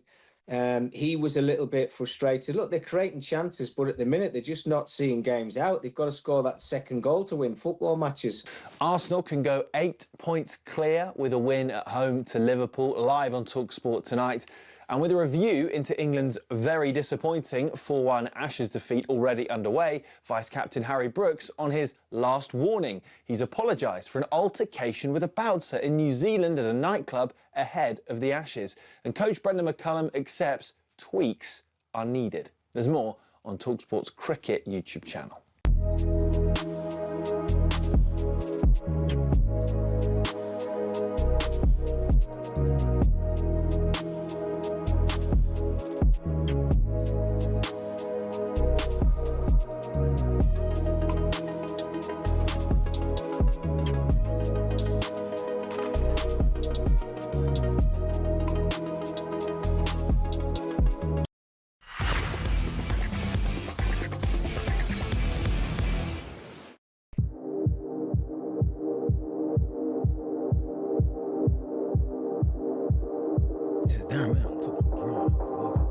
How good was Naz, by the way? He's unbelievable. Can you go and see his movie? Yeah, I mean, 100%. Yeah? You? I've seen it already. We've got the little pass cut. I haven't seen it. I haven't seen all of it yet. It cut off. You only get a 24-hour... What? Oh, come on, just lie. You only get I only got a 24-hour viewing card, and it cut off. So I'll have to watch the rest of it. Before we went to break, I asked a question, good question as well. Last night, James Milner became the 5th outfield player to appear in the Premier League after turning 40. Outfield, Sheringham is 1, Giggsy is another, that's 3. I need 2 more. Give me a club that he played for. Sunderland. Kevin Phillips. The other one, Man United. Oh. I think he played for Coventry. He did, okay. I'm being told he did. Okay, it's not Dion. Played in the 85 FA Cup final for Man United. 85? Scotland. Ginger. No idea. Gordon Strachan. Okay, nice. Legend, by the way. Brilliant player he was. Still to come, we asking if tonight's game against Liverpool is a free hit for Arsenal. But now, let's have a little look back on the rest of last night's Premier League action. Shall we start with Brentford? I think we shall. They were 3-0 winners at home to Sunderland last night. That was thanks to 2 more goals from Thiago, now 16 in the league. No Brazilian has ever scored more in a single season. Keith Andrews spoke to talkSPORT after the game, was full of praise for his striker. Yeah, pretty special, really. What he's achieved this season. Last season, everybody knows he wasn't available too often because of injuries, and come from the Belgian league, Bulgarian league before that. It's a heck of a jump to come and impact the league, the toughest league in the world, in the way he has, and he's just constantly evolving his game, different types of goals. The platform he gives us, regardless of the goals, really, really impressive. I'm really happy with him. How highly do you rate Thiago? I mean, he's a fantastic player, isn't he? Yeah, he's incredible. I mean, this season he's been absolutely phenomenal. Again, I think Keith Andrews spoke about it last season with the injuries. So it kind of, he only made no goals, 8 appearances.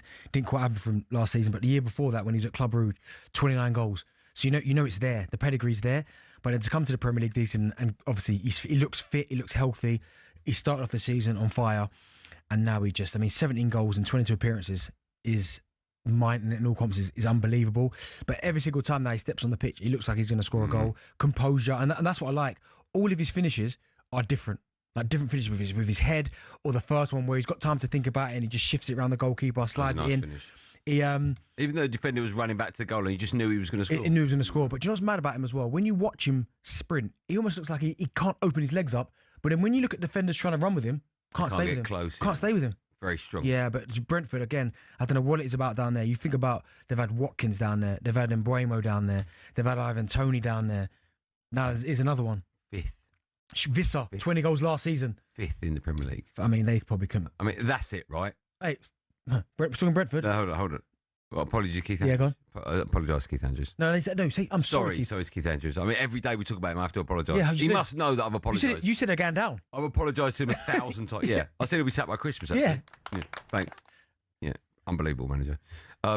That's it though. 5th, right? I mean, they're never going to get higher than that. Surely not. You say that, but they can't, Darren. You don't know it, do you? I mean, listen, Brentford right now are absolutely flying, right? And they've got a goal scorer. Their form at the minute has been currently they're 5 unbeaten. If he gets Champions League football, who gets manager of the season? What, and Arsenal win the league? Well, Arteta will get it. Who do you think should get it? I would personally give it to Keith Andrews. Yeah, me too. Yeah, Keith Andrews. But it's just impossible, right?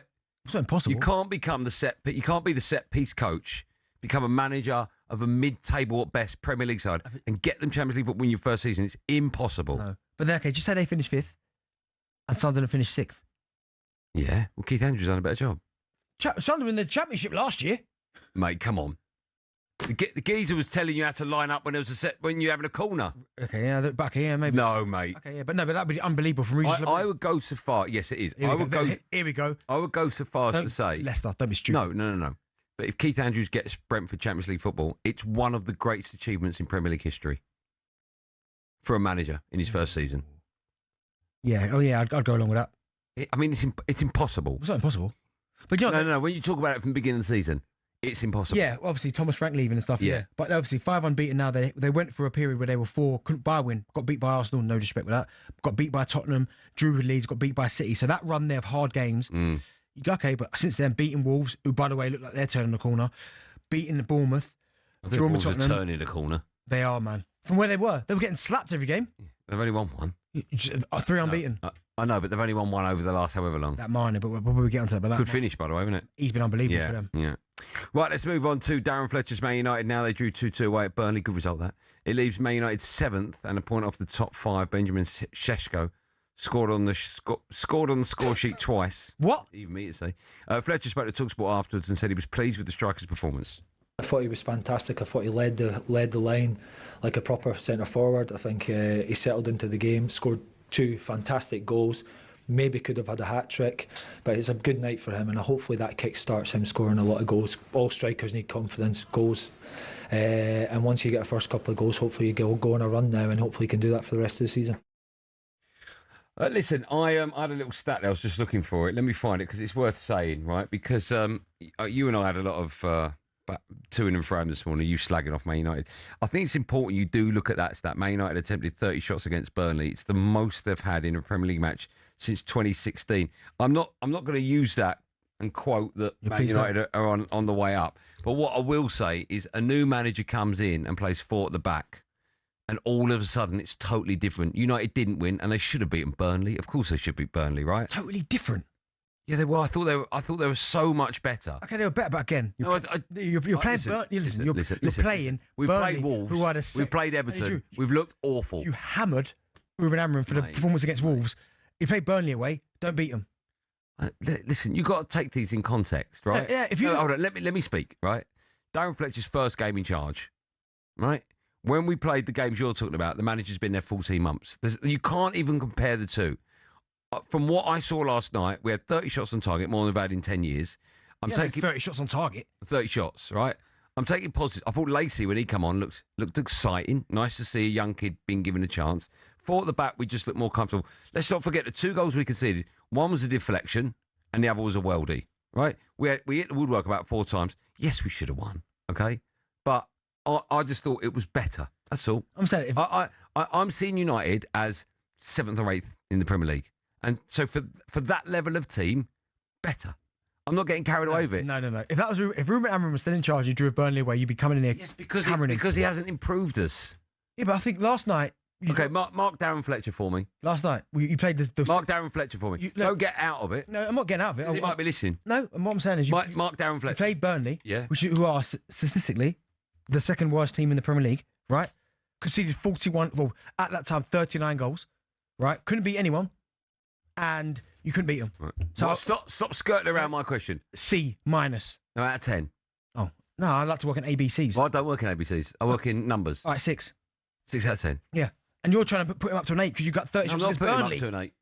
You know, if you go, Well, I think you're being unkind to the fella. no, listen, right, no, because First game he charged him, man, listen, you know, I love you're him, slagging him off. You but don't love him. No, I'm not slagging him off. You are slagging him I'm not off. slagging him off. I'm slagging you off because I hope Liverpool win tonight. you've put him in this position. So And I'm a Man United fan. I'm hoping Liverpool. I'm cheering on Liverpool. all right, so Brighton You maybe do that. Brighton beat them at the weekend, right? First game he charged Benty. Oh my goodness. What should happen? You don't give Arteta credit for it's his first job. You don't give him no credit. No. If we would have won 4-1 Do you give him last credit, night- Arteta? Oh yeah, he hasn't won anything. See, Well, he hasn't. That was his first job. He hasn't won anything. He's been there 10 years. He spent about $3 billion. No, see, that's what I'm saying. But no, you can't beat Burnley. Mate, listen. You want to give him an A-star for not beating Burnley? No, I'll give him a B-. For not being burnt? You want to... For not losing. Oh, forget it. Right? Forget it, honestly. Sesko looked good, though. I'm happy with that. There you go. 2 goals. 2 lovely finishes. Great finishes. 2 lovely Why finishes. is that? What do you mean? Well, all of a sudden he started scoring, is he? I wonder why. Oh, so you want to give Fletcher credit for that? Well, I'll give him credit. Without doubt, give him You credit. conceded 2 goals. Does he take any blame? Who? Fletcher. No, not at all. I just told you. So Bob. he gets all the credit, Right. no blame. Let me ask you this: can you blame a defender or a defence for a deflected goal? Yeah, because I blame the manager for not setting him up in the right... Or for a deflection? For not the right way. Deflection? Come on, you've got to be... I hope you lose 5-0 tonight. Why? I'm just giving you an honest answer. Because sometimes I can't stand you. Honestly, so he gets all the credit, Honestly, none no. of the blame. No, you're out. So you're giving him a B-? Yeah. Do you know what? I'm going to give him a B. now. Out of 10. Out of 10, what do you give him? 7.8. 7.8? Yeah. And didn't beat Burnley? Yeah. Oh my God. Yeah. It's up to you, innit? Yeah, he's up to me. We've got time for more. Joe says one more. Vile man, you are. Let's move on to Bournemouth. They snatched a late 3-2 win at home to Spurs last night. Just a quick word about Semenyo. Brilliant goal. Brilliant way to goal. leave. And wasn't it was lovely. Even the celebration, I like the way they were celebrating with him as well. And I mean, if ever again, he falls into that category, Semenyo, of players that know they're leaving but still put performances in. Don't shirk it. Don't get upset because they've not got the move. He just kept putting in performances, and he's been absolutely incredible for Bournemouth this season. I mean, 3rd top goal scorer in the Premier League. That's what Man City are getting. They've got number 1 already in Haaland. They're about to take number 3. Brilliant. Just a quick word. Sorry, Joe. Everton's 1-1 draw at home to Wolves. The 2 sending off. Michael Keane for a hair pull and Jack Grealish for... I mean, a hair pull's a bit... pulling hair is a violent contact, so yes, it should be a red card. Come on, the grown-ups. I mean, come on. Remember Romero on Cucurella? When he ripped his wig off? for the corner, yeah. Yeah, and then... Ripped his wig off. And then the Grealish one. If you're on a booking already, though, you know you're going to get booked, but just don't do it. Yeah, but if you're a referee, don't show someone a card for just clapping. Yeah, but it's common. I just think that literally is someone in a uniform giving it the old, don't you dare. Yeah, maybe, but again, I didn't like to see it either, but... It's ridiculous. It's ridiculous, but it's a letter of the law. Yeah, but sometimes the ref's got to go, come here, oi, you know I can send you. They're not allowed to use common sense, are they? No, they're not. They're so not allowed to use common sense. Talk to common sense and without any of it.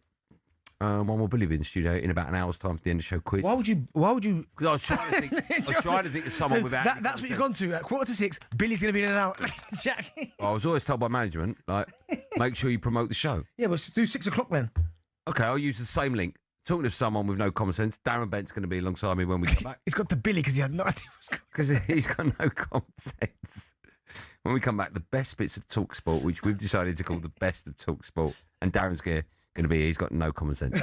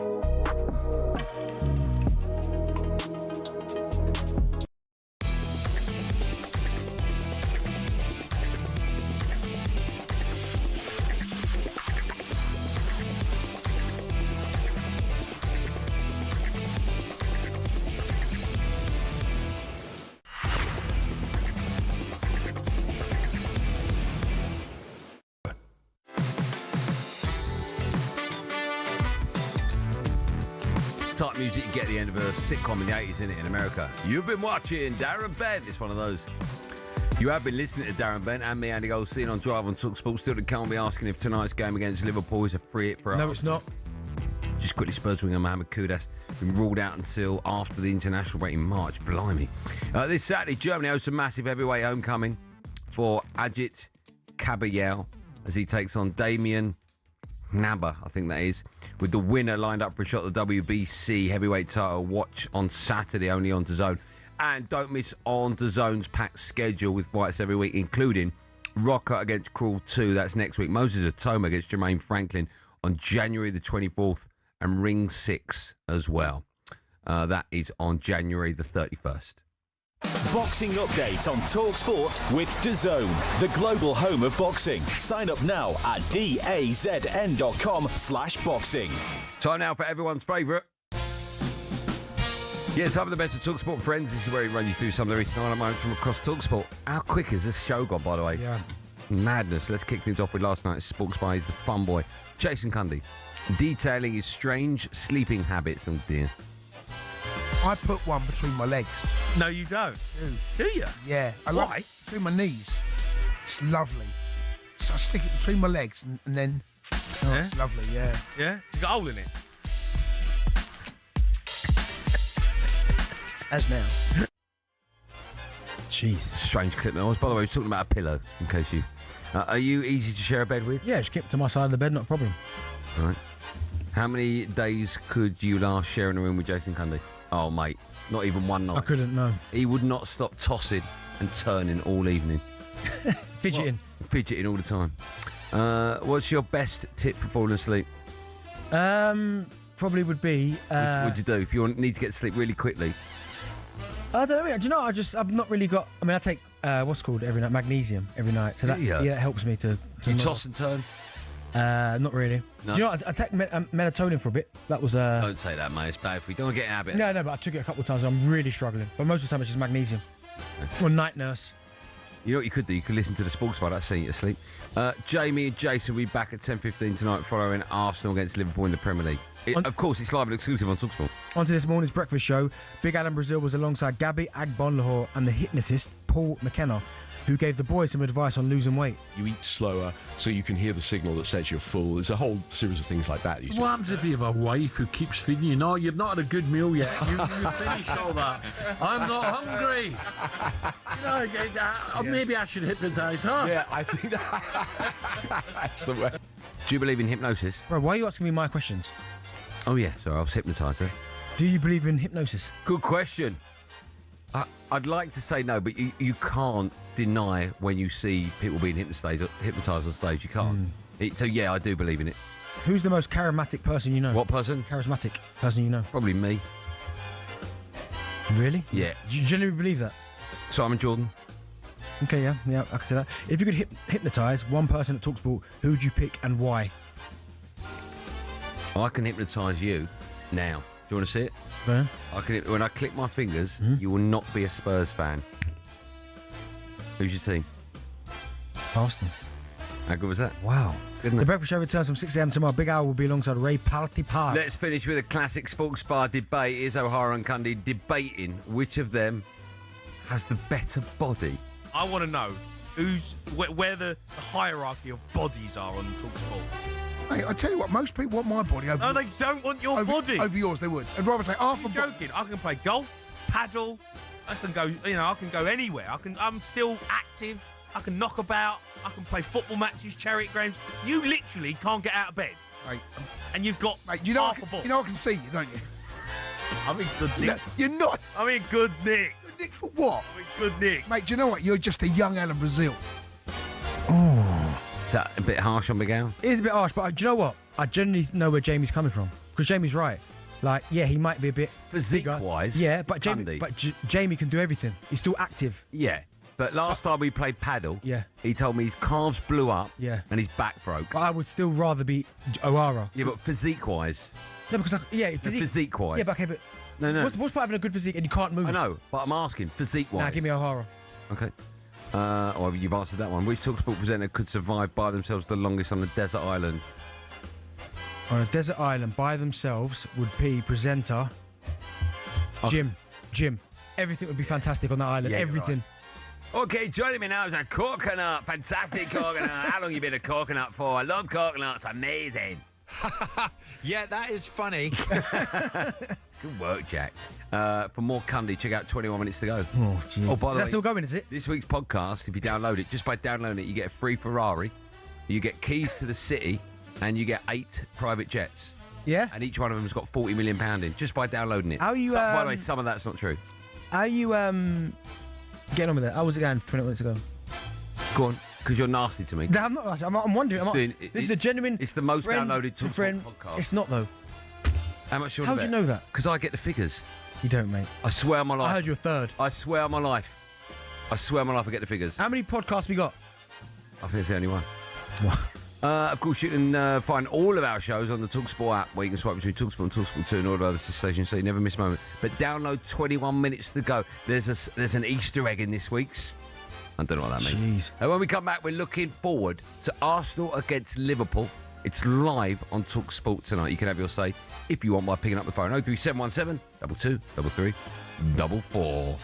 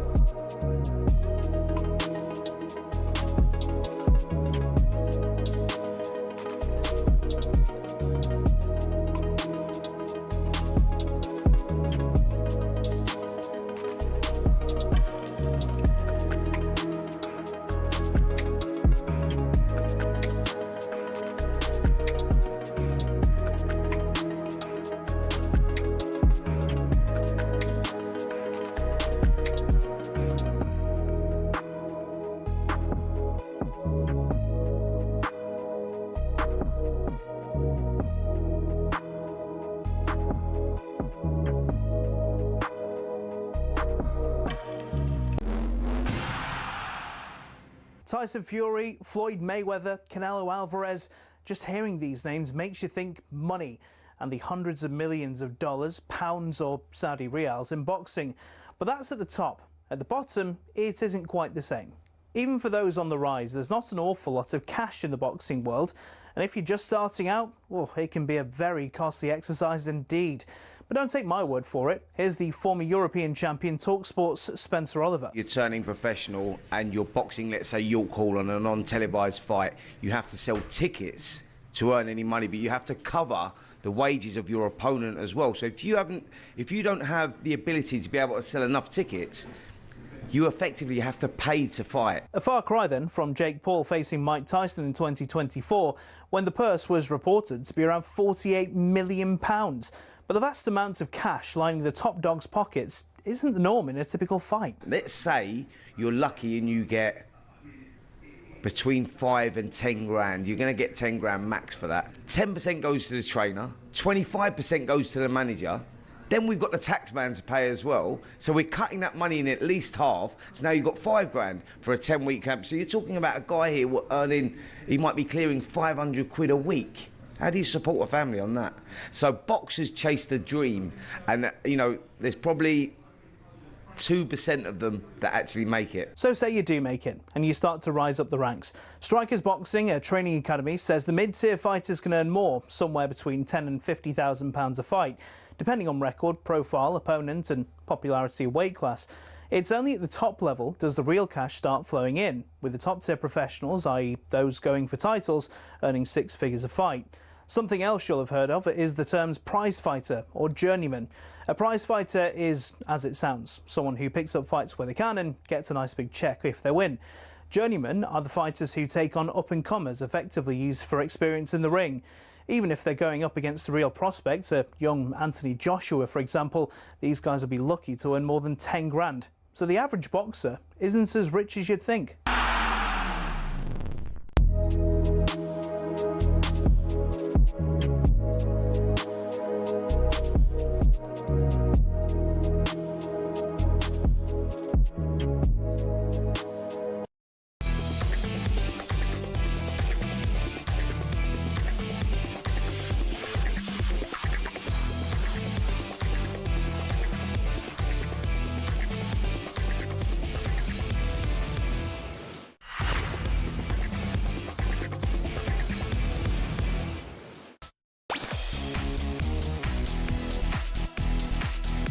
But man, to last hour drive and talkSPORT, it's me, Andy Goldstein, the legend that is Darren Bent is alongside me. Because you put it in the fridge, you can't butter it. It's like trying to butter a rock. Yeah, you can't do that.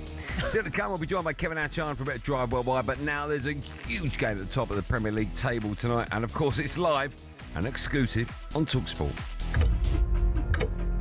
Maybe new champions will emerge. Arsenal will certainly hope so. And you know what? This time they might just get it. That tug of war I talk about, that rope is coming Arsenal's way. I think it's theirs to lose, to be honest. Just like the movie with Leonardo DiCaprio, Catch Me If You Can. Liverpool 1, Arsenal 0. The roof has just been ripped off Anfield. It's an absolute net buster from Szoboszlai. Liverpool have spent 466 million British pounds sterling. They should be favourites. It's another disappointing game at Anfield in what, it has to be said, is a disappointing season. There are a few things that are constantly happening. We tend to concede if we are leading in the last few minutes of the game. He's put himself under massive pressure. Jesus is there! And he's rescued it for Arsenal! Arsenal just keep finding a way, and you still feel that when they play badly, they're very unlikely to lose. A supreme header for Virgil van Dijk. Is this Arsenal's time? Still in early January, so we have another 5 months to go, and so far we have to do much more. Yes, Arsenal is Liverpool tonight, home to extend their lead at the top of the Premier League to 8 points. Oh dear. Man City dropped points yet again last night. It's opened the door for Arsenal there. Gaffer Mikel Arteta was speaking to the media. He was asked how they would approach the game with Liverpool not in the best of form. Well, the margins, I think, for all of us are very small. We always talk about that, and yeah, they have a great manager. They have a sensational structure, understanding what they have to do in relation to the players that they select tomorrow in the lineup. They can play in different ways, because at the end, those will make them a little bit different and more specific to what we can expect tomorrow. And we have to be conscious of that and then focus on what we have to do.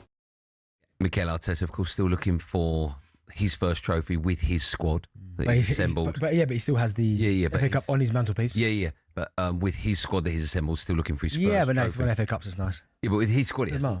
No, it's nice. Keith Andrews doing a great job. Why are you interjecting? Is that Thomas Frank's team? Why are you interjecting? Checking. Right. So he's still looking for his trophy with his squad. He's on his mantelpiece. He has got. He's got Unai Emery's cup on his mantelpiece. He borrowed it. So can we move on? Yep. He's got a chance. I was going to say before you intro, he's got a chance of finally ending that hoodoo or voodoo, whichever one it is. To add another trophy here, you're right, Karen. And win his first trophy with his squad that he's put together. I do. All jokes aside, I do genuinely feel that Man City drawing again last night. They're dropping points left, right, and centre. I do think. I know it's still only January, but if Arsenal win tonight and it's 8 points clear at the top, yes, huge. I do see it almost impossible for them. Nah, it's not impossible. I'm not saying that, but no, it is. It's a couple of weeks ago, you said it was done. No, I did not say. You never. I've asked you if Arsenal were going to win the league. You've said yes. Yeah, I think they will, but I'm not saying it's done. Oh right, okay. But no, yeah, it's going to be a fascinating game. Obviously, earlier on in the season, Liverpool won with that Szoboszlai worldy free kick. Great goal. Great goal. But listen, Arsenal are in a good place, like a good place right now. And even when they don't play particularly well, they're still finding a way to win games. But yeah, I know Liverpool have had 2 draws back to back, right? Well, no, not even 2 draws back to back because it's 2 draws back. No, not Liverpool. No, Man City. Right. No, Liverpool. What's happened? No, sorry, because I had Man City in my head because they're the ones chasing, but they're playing Liverpool. Should I ask the question again? No. Okay. But yeah, the last 2 draws they've had, the Fulham one, I mean, Harrison Reed is a freak of a strike, or they would leave there with 3 points. So I wouldn't say Liverpool are in bad form. They're maybe not playing as free-flowing as we're used to seeing Liverpool play, but it's a massive opportunity for Arsenal. Best home record in the league. I've said that before. Best defence in the league. Best defence in the league. The squad is brimming. Best defence in the league. Sorry, best squad in the league. So, and you look at the ones who are going to be out. It looks like Kai Havertz is doubtful. Mosquera's still out, who's been brilliant when he had to kind of capitalise. Both of these not starters. No, yeah, true.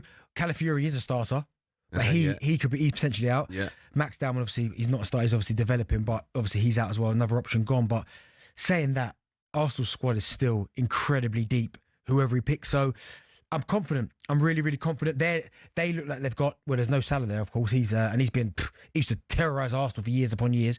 He's not there. Isaac, unfortunately, with the injury he's got. Ekatike, I think, potentially is out as well because he's injured. They're talking about maybe Gakpo is maybe carrying a slight knock as well. I can't see anything other than you winning for a number of reasons. 1, you're much better than them. 2, they're just not playing well. You've highlighted all their injuries. But also, I can't remember the last time Arsenal had a home game when they're chasing a league title for the first time in over 20 years without any pressure whatsoever on them. Oh, there's still pressure. No. I know there is, but after seeing Man City drop points, and they've got... If Man City were top tonight by a point after winning last night, then they go into this with a completely different mindset. But they can almost relax tonight. No, they can't. So I don't buy into that because do you know what it is? We've seen so many times before Arsenal be in the driving seat and it not happen. Right? Not like this, though. Maybe not like this, but we've still seen it, and people are still waiting for the collapse to come. Right? I don't think they are now. They are, mate. Still, people. I think Arsenal fans will phone you up now and say, "If we win tonight, it's done." No, but they won't. But the people are still waiting for the collapse, and I think it's not a free hit. Arsenal know that they've got to keep winning games, and if they keep doing that, then of course they're gonna go on and win the league. But it's games like tonight. It's almost like statement wins because you look at it. Villa was the first statement because they got beat by Villa down there. They drew with 10 men Chelsea. They drew with Man City at the Etihad. They lost to Liverpool. So you're looking at those teams in and around them. You go, where's that statement win where you go, okay, the Villa one was the one where you looked at it and went, oh my goodness, because I said 3-1 and it finished 4-1. And second half, Arsenal were ruthless. That was Arsenal at their best.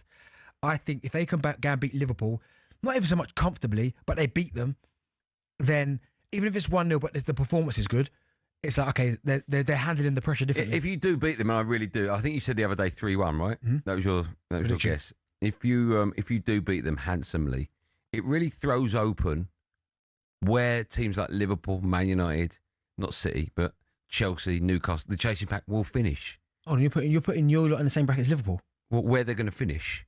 I mean, Liverpool will still be in the top 4. You lot are fighting for top. Liverpool will still be there. Well, have a look at the league table. Tell me how many points Liverpool got. Liverpool have got 34. And how many Man United got? 32. But they're better than you by some distance. No, you're not listening to what I'm saying. Honestly, your arrogance is unbelievable. What, for Liverpool? I said if they lose tonight, Liverpool, it throws open that who's going to finish where. Oh no, Liverpool still finish above the rest. Like so, I don't know. You think you can finish above Liverpool? No. You said the rest. So I think it'll be Arsenal, I believe. You think they'll be third? I think the top four will be as it is. Who's third? Villa. Villa. I think they will stay there. Right. Right. Do you? Yeah, I do. And then after that, Liverpool. Then you've got Brentford, Newcastle United, Chelsea, Fulham, Sunderland. I'm not so sure. I'm not so sure it will be Villa, Liverpool, and then the rest. I don't know. I'm saying I don't know. No, but what do you order. think either Villa or Liverpool will drop out of the top 5? No, I said I don't know what order. For argument's sake, if Liverpool finish third and Villa finish fifth. Okay, but no, do you think those 4 are the Champions League teams? Well, we need 5, don't we? Okay, them 4 and one other. Do you think there's only one spot for grabs? No, I think that's what I'm saying. I think with so many games left, how many? 17 left? Yeah. I think there's a whole host of clubs that can get top 5. Because I think everyone seems to be losing against that's everyone. my point. So you're saying then that if anyone can get top 5, you think that Villa or Liverpool could drop out of the top 5? Yeah. Oh, see, I don't see it that way. I really do. I don't. Well, you wouldn't bet everything you earn on Aston Villa and Liverpool making top 5 right now. No, I bet a lot. I don't think you would, mate. I would, mate. Liverpool. Well, both. Not either. Both. I think both, yeah. I think both have shown. The only thing, my only reservation is potentially Villa dropped points yesterday. Liverpool could drop points tonight. My only reservation about Villa is that the squad depth. That's the only thing because obviously as the European competitions progress, FA Cup and all that, that's where I think, have they got the squad if they get 1 or 2 injuries? Liverpool, though, I think they'll be fine. I think that they've got Salah coming back from AFCON, so that's the situation. Yeah, but he was terrible when he was here. I get it, but he won't be terrible all season. He might be even worse now if he's had a major tournament. Ekitike, he's coming back. Do you know what I mean? So I think Liverpool definitely win top 4. Definitely win top 4. Will definitely be in the top 4, yeah. Do you? Yeah. Not Champions League, 4. That is Champions League. I know, but 5 is. Yeah, they'll definitely be in the 4. Okay, I think. I'm stunned at that. Okay, I think if we've learned anything this season, apart from your mob, apart from Arsenal, everyone's been so inconsistent. Even Man City are dropping points. Okay. They'll be there, obviously. But so you bet everything you own that they'd be in the top 4. Who, Man City? Yeah, without a doubt. But you think the other 2 could drop? Yeah. Wow. No, I think one of the other 2 could. And who would that be? You think Villa? Probably Villa because of the squad depth, isn't there? Yes, could. Yeah, but I say no. I think they will. Okay. I think them 4 are in there. What will the score be tonight, Darren Bent? You've already said 3-1. You think it'll be that convincing if you change your mind? No, I think it'll be 3-1. Easy win? I mean, 3-1 suggests not it. easy. No. Because even though they beat Villa 4-1, the first half was a slog. It was, yeah. Like they should have. Watkins should have scored. So that could have been a completely different outcome. The Bournemouth game, slog. Yeah. Second half, Declan Rice shows up with 2 not unbelievable, 2 great goals. Yeah. So he's got a chance to win Player of the Season, right, Declan? Here he has, yeah. He's been in that 8 role. He's been brilliant. Yeah. Brilliant. He really has. All right, it's a massive game of football. It's Arsenal against Liverpool. It's live and exclusive right here on talkSPORT. Football fans, not just, of course, Arsenal and Liverpool fans, because we've talked about Villa. We've talked about Man City, Liverpool, obviously, Newcastle, Chelsea. If you think you're guaranteed to get the top 5, let us know. If you think, like Aston Villa, maybe your squad isn't deep enough, let us know. And also, if you're going to the game tonight, more importantly, a game you can hear live and exclusive on talkSPORT, how do you see it going? Bentley thinks a comfortable 3-1 win. Also, Villa, right? Villa are 9 points ahead of Liverpool in third. Do you understand that, right? 9 points. Okay, yeah, that's quite big. So, you know what I mean? Quite big. 9, when I looked at there, Arsenal 48, Man City 43, Villa 43, Liverpool 34. That's quite a lot. Villa are not dropping out of that top 4. Do you think Liverpool will finish above Villa? No, I said as it is. Okay. I think Villa will finish third. So Liverpool 4th? Yeah. Okay.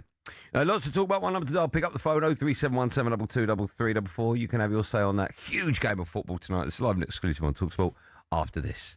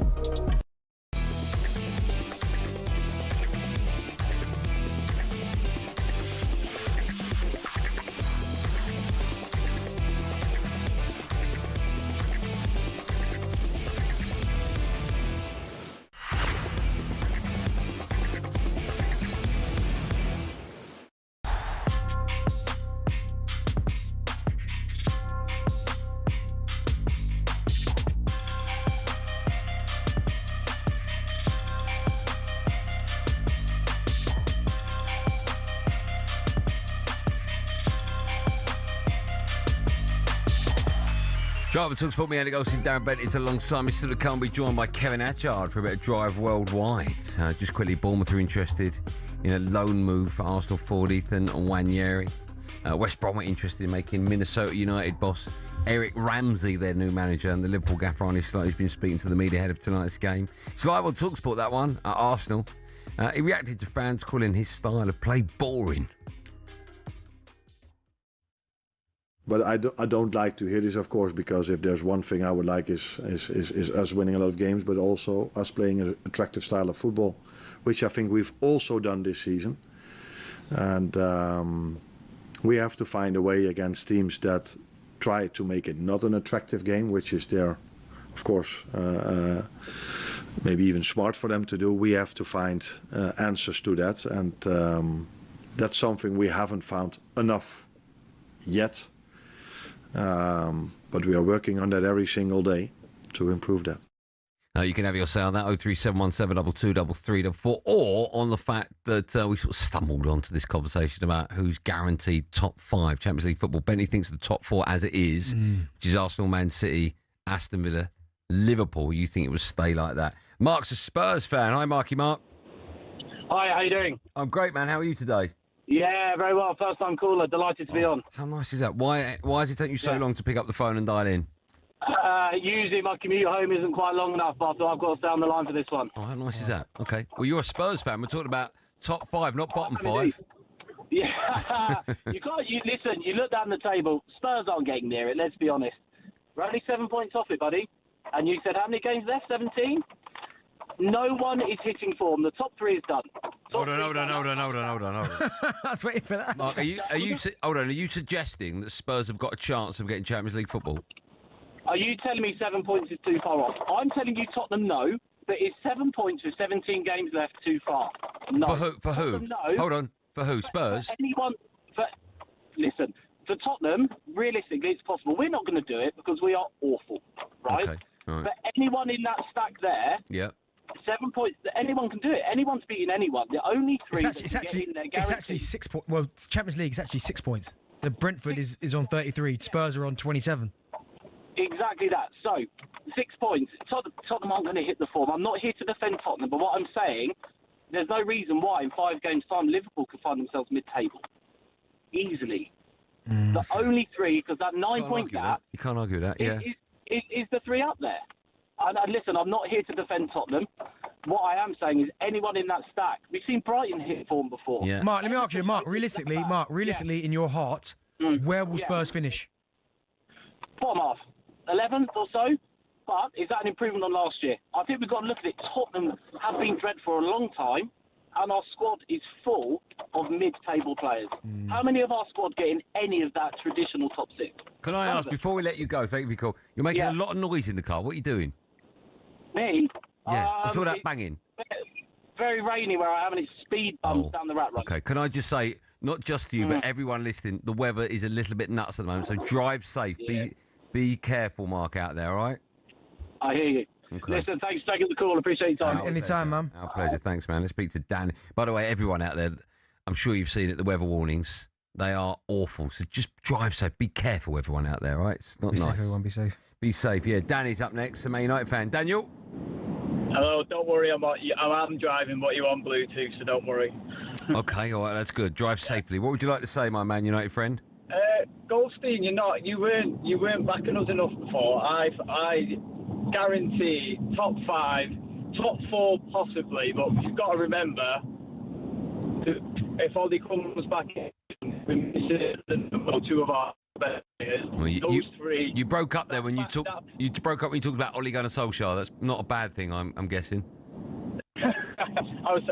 When Ollie comes back in and we get Mbeumo and Ahmad back, I think we'll go on a run and start. See, even the network doesn't believe it. Vodafone are having none of that. Even the network doesn't buy into that. No. You've got a chance to get in top 4. Top 5. Top 5. We all have. I mean, it's 1 point. It's just because whoever can put a run together and show a bit of consistency. Yeah. Has got an 17 games. If you can win 10 of those 17 out the next... I mean, that's unbelievable form, that, if you do that. Well, 10 out of 17 is not great. There's a couple of draws in there. You get beat the other 7, or there's a couple of draws. If you don't lose 4 games, more than 4, you'll qualify. Yeah, you've got a great chance. Would you agree with that? Yeah. Alex is a Villa fan. Hi, Alex. You all right, Benty? You all right, Goldstein? Hi there, mate. You all right? Other way round, if you don't mind. Nah, it's not. He's not saying that. No, I'm not saying that. I'm not happy with you. Not happy with you, Andy. Why not?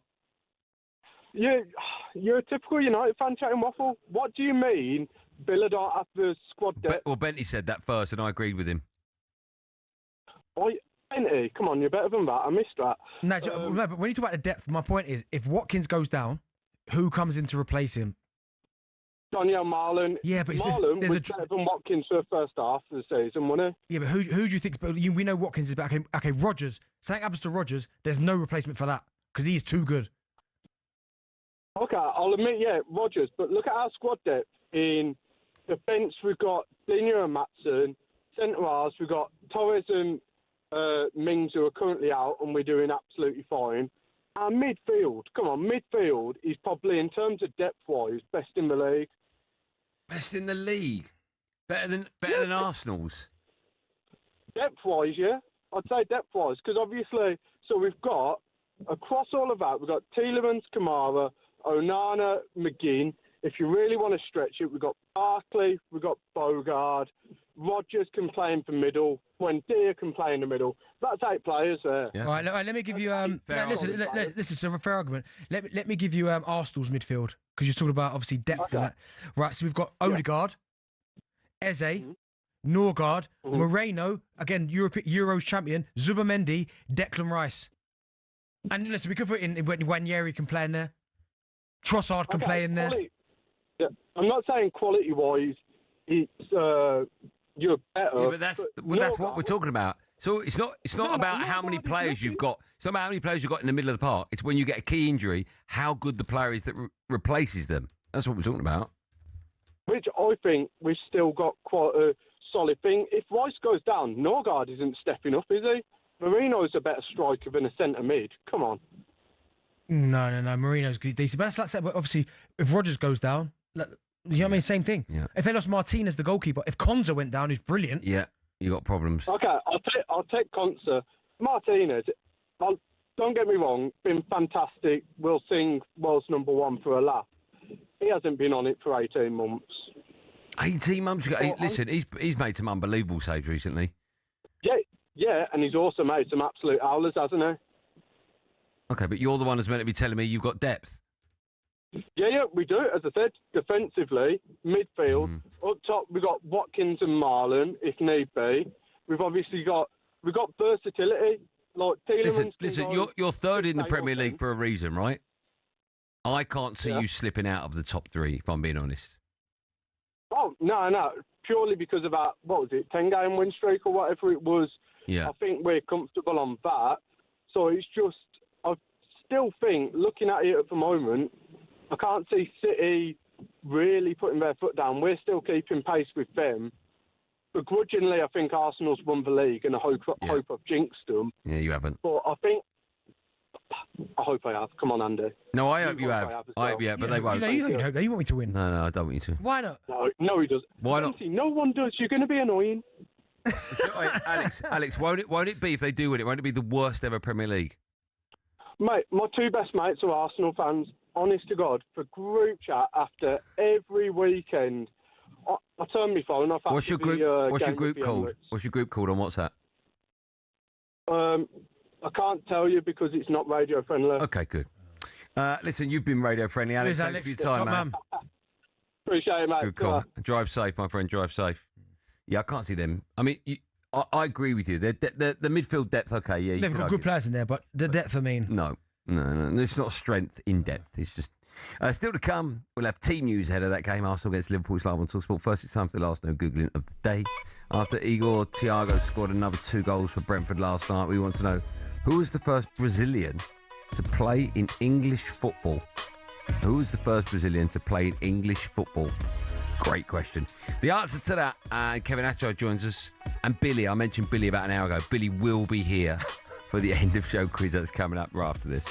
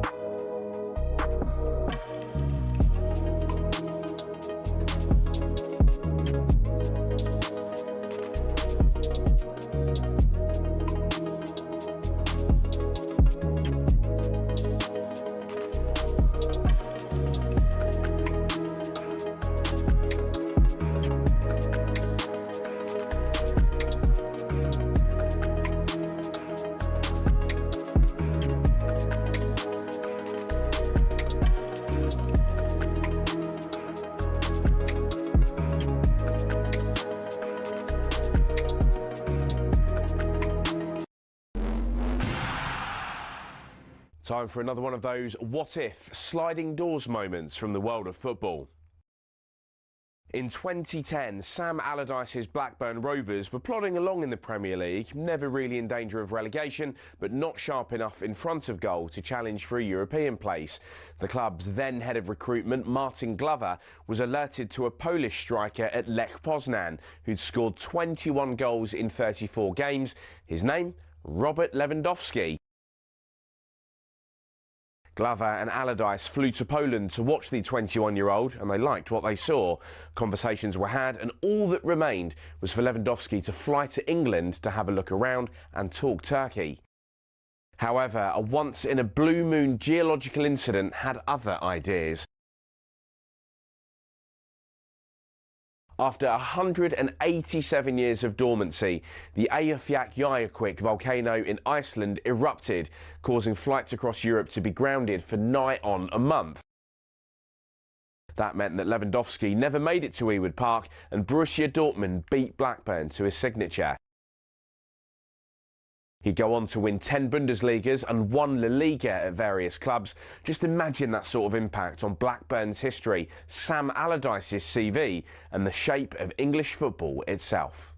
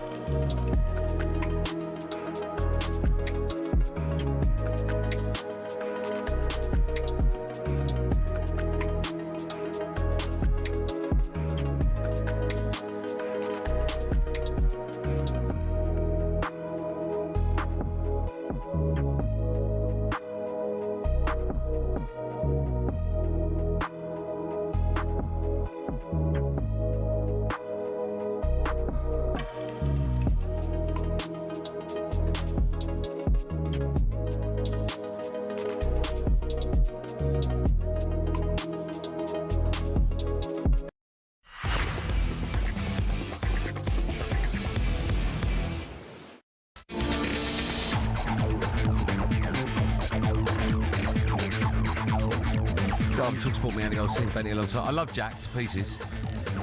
You haven't played any bangers today, do you know what I mean, Jack? And you've still got a break left, like an old school. Do you know what I mean? Like a Motown or a bit of R&B or something like that. Do you know what I mean? Maybe we smashed the budget, didn't we? Okay. Before the break, I asked the question, who's the first Brazilian to play in English football? Great question. Signed for Newcastle from Palmeiras in 1987 for 575 grand. And Is it Mirandinha or something? Mirandinha. Yeah. Yeah, nearly got it right. For us at 7, the go Adrian Durham. He hosts live Premier League football. Liverpool go to Arsenal. We'll bring you the team news for that one soon as it drops. But now it's time for the best catchphrase on national radio. Drive worldwide. Why?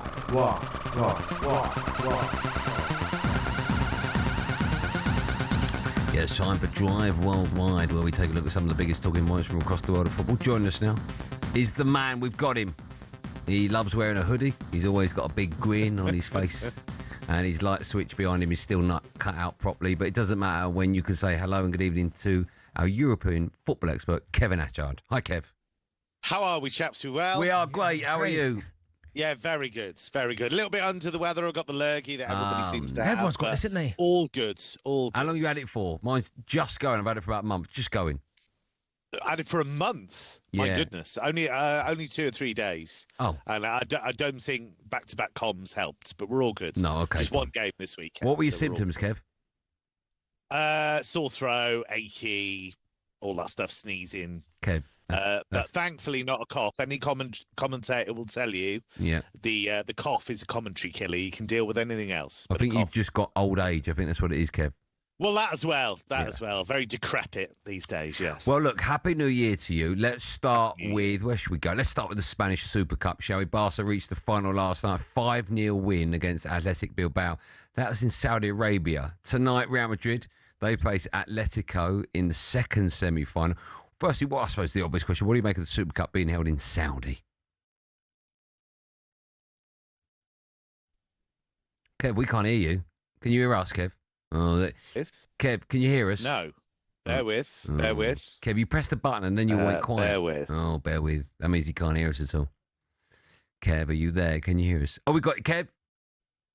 Kev. Have you got me now? Yes. Can you hear us, Kevin? Yes, I've got you now. Right. I've got you now. What'd you do? It all What went happened? wrong. Why'd you press a button? What's the matter with you? I think there's a dodgy lead, and I think that's what happened. Okay. Did you hear any of my question? Something to do with Saudi Arabia. I imagine the Spanish Super Cup. I think that's how we should conduct interviews now. I just mentioned a couple of key words. I'll guess what the question was. Okay, yes, I did mention Saudi, and it was the Super Cup for a point. I was going to ask you, what have you made of it being held in Saudi, and how's that gone down with the Spanish fans? It's not new. It's something that's happened for a while now. There is, I think, still a bit of disillusionment among fans about it. But I think that has been accepted. What they weren't happy with, of course, was the prospect of moving a La Liga game to Miami, and there was a lot of protest about that. That wasn't the case with this. Things like Super Cups are quite well established. If you look at the Italian Super Cup, that's been going abroad for decades. So I think that's there's a bit of a shrug of the shoulders and it's just accepted now. Whereas I think, with La Liga games, it is a bit different. There was, Iñaki Williams, I think, did say recently that he was annoyed that Athletic Club fans wouldn't be able to get to the game. So there are some players still speaking out about it, but generally, I think this has been accepted. The Super Cup being there. Kev, obviously a comfortable win for Barca, 5-0, I think it was. How good are they looking right now? Really good. They had a wobble earlier in the season, which included them losing El Clasico to Real Madrid, but they have looked really sharp in the last few weeks. And even when they haven't been playing particularly well, if you look at their game against Espanyol, for example, recently, Joan Garcia was brilliant in goal, and that saved them. So they managed to find a way, got a couple of late goals. So they've got momentum. They've got Rafinha back from injury recently. That's been huge. I think Marcus Rashford's done pretty well in his absence, and the other players have kind of covered it in the aggregate. But having Rafinha back makes a massive difference, and he scored twice in this 5-0 win against Athletic Club. Athletic Club were bad, really bad, and Ernesto Valverde said afterwards it was one of their worst performances for a long, long time. And one of the things that really stood out to me, actually, and I've thought this for a while, was another really bad display from Unai Simon, who, of course, is Spain's number one and has been for a while. But I just wonder whether Joan Garcia, who's been doing brilliantly for Barcelona, is just going to tap him on the shoulder between now and the World Cup, because I do think Unai Simon makes a lot of mistakes, and I just wonder whether that's one for De La Fuente to think about. I mean, he's very much an Unai Simon loyalist. He's known him since he was a youth player, but I just wonder whether if Joan Garcia continues the way he's going, whether he'll have a run at it. Listen, let's stay with Barcelona, because it looks like they're about to re-sign the fullback João Cancelo.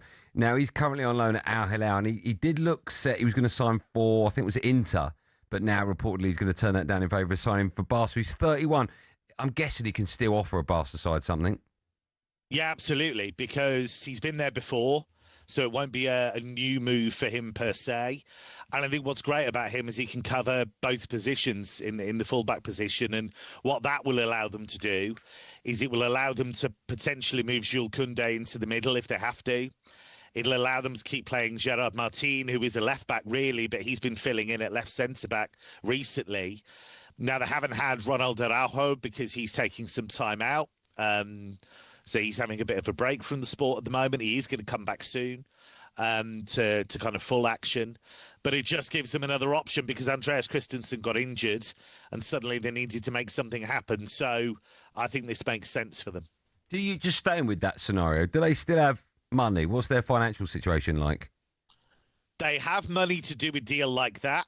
In terms of a loan, they don't have money to suddenly go out and spend tens of millions on a recruit. Okay. So they're still having to be quite creative. What's been quite interesting is there's been a lot of talk about Rashford recently. Could he go back to Manchester United? But he keeps saying, I'm really happy where I am. And I think there's no indication whatsoever that Barcelona would be prepared to allow that to happen. Okay, I just want to move on now. Obviously, another big story this week. Liam Rossini, the Chelsea gaffer. I mean, listen, you would have watched him a lot of Strasbourg. What type of football can they expect? And did it come as a shock to you that he got the opportunity?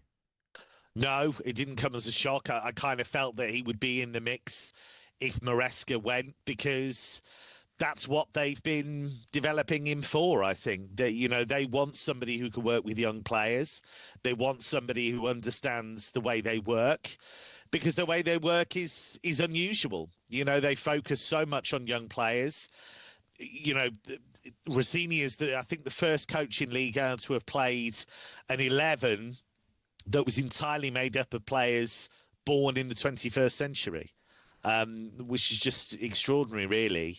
And so, it seems like a big step up, and it is.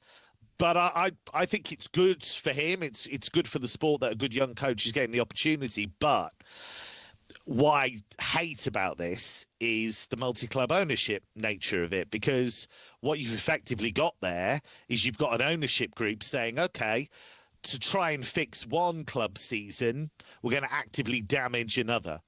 And that doesn't sit well with me, and it certainly doesn't sit well with a lot of the Strasbourg fans who have been protesting. They're really angry about this. They're saying that it's continued humiliation for Strasbourg, because the truth is Chelsea are always going to be top of that arrangement.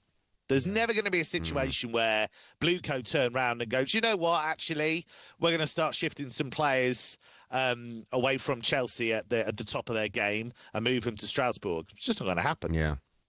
I want to move on and get your view on a nut story. It's about Jose. Apparently he's made his players sleep at a training ground after they lost the game. So many questions. Firstly, is it true? Secondly, were there enough beds for them? Thirdly, did they have their pyjamas with them? What on earth is all that about? I mean, it's true. Yes, absolutely. So what was going to happen anyway is that, so this was the Portuguese League Cup. And what happens is you get the semi-finals and the final all played in quick succession. So Benfica would have planned to be away for a few days anyway, because what they would have hoped was that they beat Braga in the semis and then played the final. And they had a big opportunity to win this because Vitória Guimarães went through to the final. So they would have fancied, OK, if we can get through to the final, we've got a great chance. But they were pretty dismal against Braga. And so he's decided, right, you're not going home. We're gonna stay away as we planned. And you're going to think about how we can improve, because they're a long way behind Porto in the title race. And this is quite an Italian thing, really. They call it ritiro in Italy, and this often happens. De Zerbi's done it as well with his players. If a coach is annoyed and doesn't feel the players are hitting the right levels, they'll take them away. Ancelotti did it at Napoli a few years ago. Conte's done it, I'm pretty sure. So, yeah, it's not unusual, but, yeah, it just again shows that all is not well at Benfica, and Ruben Amorim has been linked with that job should Mourinho lose it. Wow. Kev, we're going to let you go. Thanks so much for coming on our show. Always a pleasure, and we'll speak to you in a bit. Thanks for your time, pals. Cheers, chaps. Thanks, Kev. Thanks a lot. There you go, the wonderful Kevin Atchard. The reason I've let him go a little bit earlier, because, of course, following us at 7, Adrian Dime hosts live Premier League football's Liverpool go to Arsenal. The team news is in. Sam Matterface has all the details. Sam, good evening to you. Very good evening to you both. It's just two changes for Arsenal from the 3-2 win at Bournemouth. In comes Saka and Trossard on either flank to flank Victor Gyökeres, who starts as the striker once again. Gabriel Jesus still on the bench. Raya is their goalkeeper. Then the back four is Timber, Saliba, Gabriel and Nkapie. Zubamendi will hold in midfield with Odegaard and Rice behind Saka, Gyökeres and Trossard in attack. Trossard has got a particularly good record against Liverpool. And what about the opponents tonight? Liverpool are suffering a little bit with injuries and absentees. No Salah, obviously, but no Curtis Jones either tonight. He has picked up an injury and is not able to start this game. His place is taken by Jeremy Frimpong. He is amongst the substitutes, but then again, the bench pretty much contains everyone who they've got, because They are down to the bare bones. They've got 2 goalkeepers on the bench tonight as well, in Mamardashvili and Freddie Woodman. Allison is their goalkeeper. The back 4 is Bradley, Konate, Van Dijk and Kirkesh. Then it's Gravenberch and Szoboszlai in the middle of the park, with McAllister a little bit further on. Wirtz will play from the left-hand side and Frimpong from the right. Cody Gakpo will play through the middle, as he did at the weekend. We're underway at 8 o'clock tonight, live and exclusive on talkSPORT. Thanks, Sam. I'm looking at the Arsenal bench. Kepa, Lewis Skelly, White, Norgard, Moreno, Eze, Madueke, Martinelli and Gabriel Jesus. That might be one of the best benches I've ever seen. Honestly, not ever seen. That's a little bit nuts. Of course. But what a bench, by the way. Strong. What a bench that Strength in is. depth. That's what I'm talking about. And remember, there's still no Calafiori, still no Havertz. That's unbelievable. Yeah, they've got to come back in. You look, honestly, you said 3-1, right? Don't jinx it. No, I'm not jinxing Just stick with 3. No. If you scored 5 tonight, it wouldn't surprise me. I know you don't often score 4 and 5, right? We scored 4 against Villa. You don't score 5. Not really. Okay, I just think they look weak-ish. I'm looking at their team now. Gakpo, Szoboszlai, Frimpong, McAllister, Gravenberch, okay, Kirkesh, Van Dijk. Yeah, okay, Konate. I suppose it's not that weak, but I just think your team at the moment, if it's not working, you can just change it, and all of a sudden change it. I know. Nuts, isn't it? Come on, Arsenal, please. Nuts. That game is live and exclusive on talkSPORT. The GOAT Adrian Durham picks up from us in 12 minutes' time and takes you all the way to kick off for that one. That one, by the way, 8 p.m. live on talkSPORT. When we come back, One More Billy will be in the studio for the end of show quiz.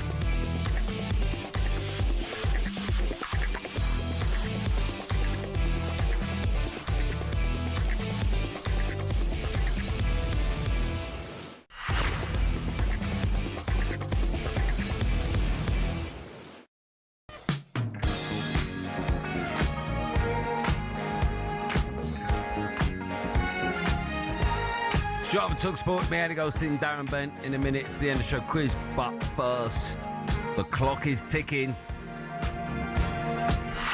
26k for 2026 on talkSPORT. Yeah, you've now got until 12 p.m. tomorrow. 12 p.m. tomorrow to enter for your chance to start the new year with £26,000. The winner will be called at 12 p.m. tomorrow, with the cash being paid straight into their bank account the same day. Imagine that. Imagine that caller being you.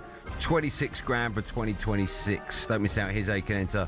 For a chance to win, text the word WIN, WIN to 83338. A text will cost you £2.50 plus your standard network rate. Or you can call 03434239761. As I said, lines close at 12 p.m. tomorrow. That's when you need to answer your phone when it rings. UK residents only 18 plus. This is a network promotion. Full T's and C's at talksport.com/win. So for your chance to win, text the word WIN to 83338. Now. Good luck, everyone. Good luck. One more Billy's here. Hello. He gave you top billion, Bill. Did you know that? I've heard all the plugs. Appreciate it. Well, people text in going, what time's Billy on? And both of those people I reply with, why don't you ask him you're related to? Yeah. What's your day been like, Bill? Really.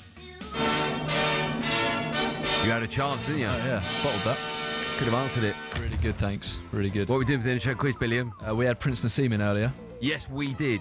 Well, you did. So he was good, wasn't he? He loves his film. Yeah. So the quiz is about Prince, kind of related to Prince.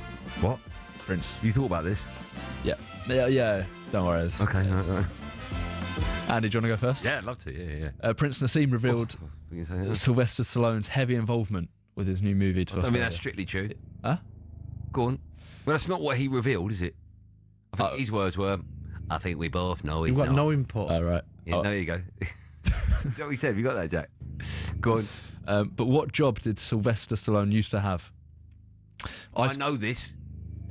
Do you want to Oh, no, I'm thinking of George Clooney used to be a door-to-door salesman. Go on. Was he an ice cream man? No. Did he clean lion cages, or was he a teaching assistant?